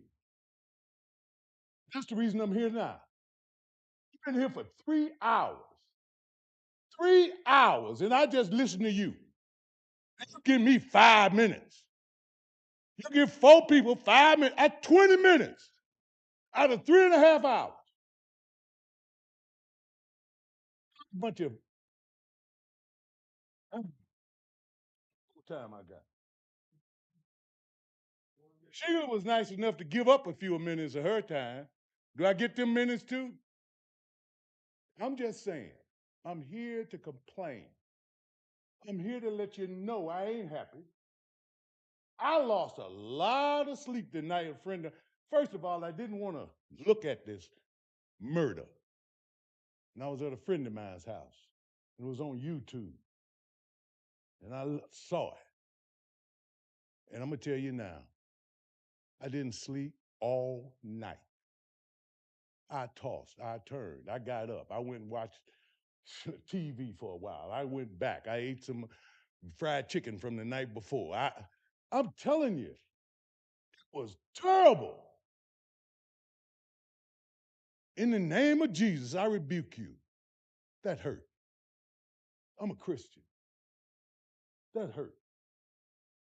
This man, from the time I saw him come to the door, I think he had the intention to kill her. That's the problem with this system now. Them white Europeans she was talking about, y'all been running this for 400 years and ain't got it right yet. Hell of a constitution, though. We got a constitution. Oh, it talks about equal rights in men. Don't talk about you women. Until 1964, or a little bit before that. I'm just telling you, I'm pissed off. I'm mad, and y'all better do something because these young folks that's coming up, they're a lot smarter than me. And they're going to be a lot more verbal than me. And no, we're not going to burn down our own houses. Hopefully, we won't burn down anybody's houses. But God bless y'all. Thank you.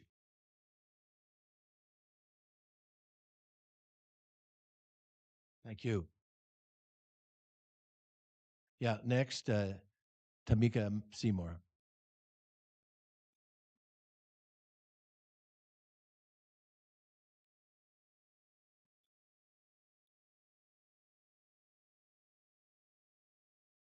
What I'm gonna say gonna hurt the community that we all need to know. It's time to me to tell the truth.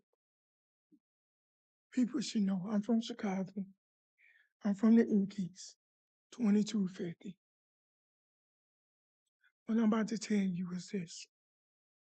The Black Panthers, it was about the community. The Black Stones was about the community. The GDs was about the community. The Vice Stores was about the community. When I retired, I was a five-star university. When I was in SAG for 17 months in Pontiac, when people throwing shit, piss, burning the cells down, I was reading books. I couldn't read, I couldn't write. Until I did them 17 months, I started reading. The GDs used to play basketball and football with the Vice Lords. The Vice Lords used to sit down and play footballs with the GDs. It's a book out there, go look at it. Do the history. Jeff Ford was not about games. He was about politician. He was also about killing cops. And I'm gonna tell you why he was about killing cops. The cops, the one took a Black Stone Ranger and killed him and put him in the GD neighborhood. That's when the Stones and GD started fighting each other.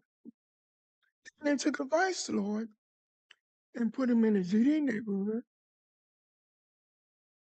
And police killed him and put him in the Vice Lord neighborhood. The history is, y'all didn't know, all gangs was fighting the police for a reason. They were organized the same thing the Black Panther was standing for.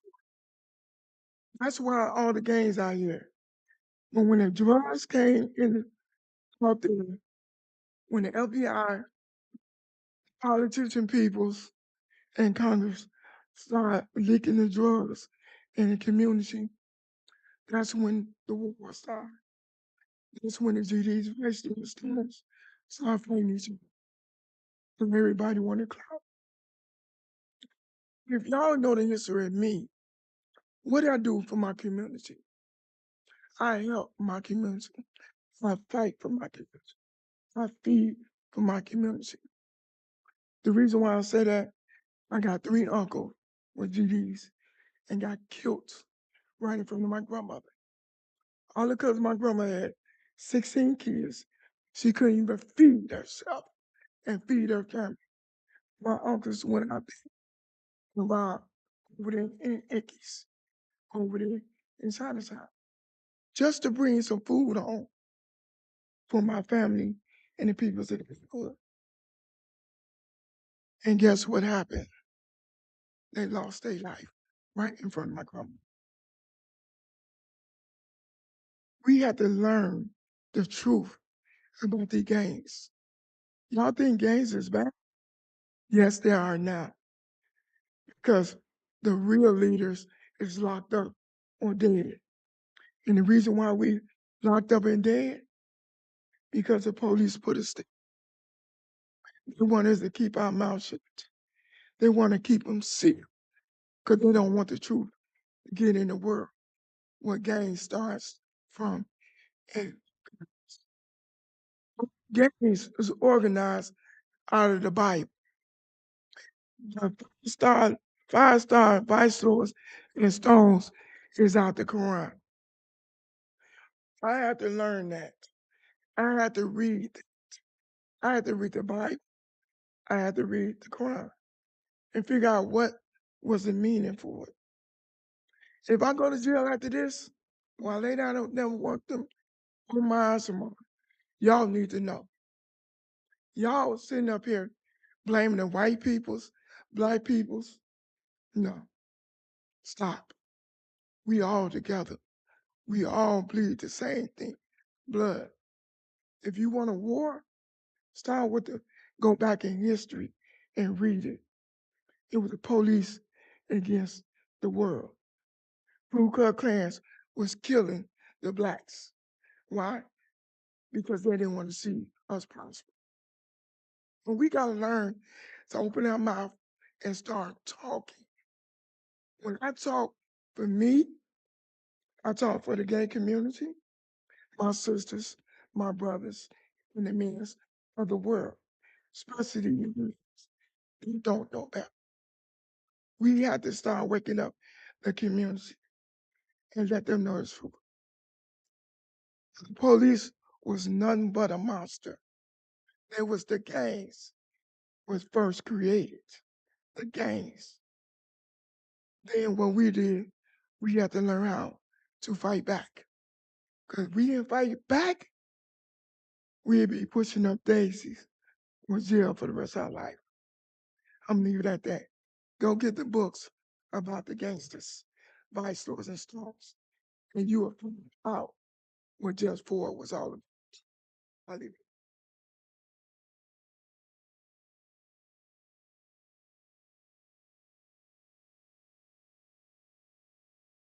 Thanks so much for the comments. We appreciate those. So this completes the business for tonight. Thank you all for joining us here. Thank the commission members, and I'll ask if there's any other comments from the commission. Commissioner Wesley. And I just have a couple of things that I've already mentioned one of them, but the first one is at the next meeting, I want the commission to consider moving the meetings from the evening to Saturday afternoon, say 2 to 6. I think it'll get more community participation. I think an old man might survive it a little better. But in any case, and the second thing is I want to find someone who can march us through how or where the authority lies over the sheriff's office. Yes, yeah, okay, we've Yeah. got that one. Yes, thank you for that. Any other comments or any other business? Brian. More procedural for the working groups. I don't know how it's gone for you guys with scheduling. November 9th was the consensus, but it was a rough consensus to get to that majority. And I don't know what it's been like for you guys in getting things scheduled, but what locations are we guessing they may be available? Okay. Yep. We will. Yeah. We are in the process of working on it. That's for sure. It's been quite a lot of work to get to this point. I will tell you for sure. No doubt about it. So anyway, our next meeting is on Monday, November 18th. There'll be more information coming about that and about the work groups for sure. And I think we've had our call for further business here. So is there a motion to adjourn? And second, all in favor, aye. And we're adjourned. Thank you. Good night. Have a good evening.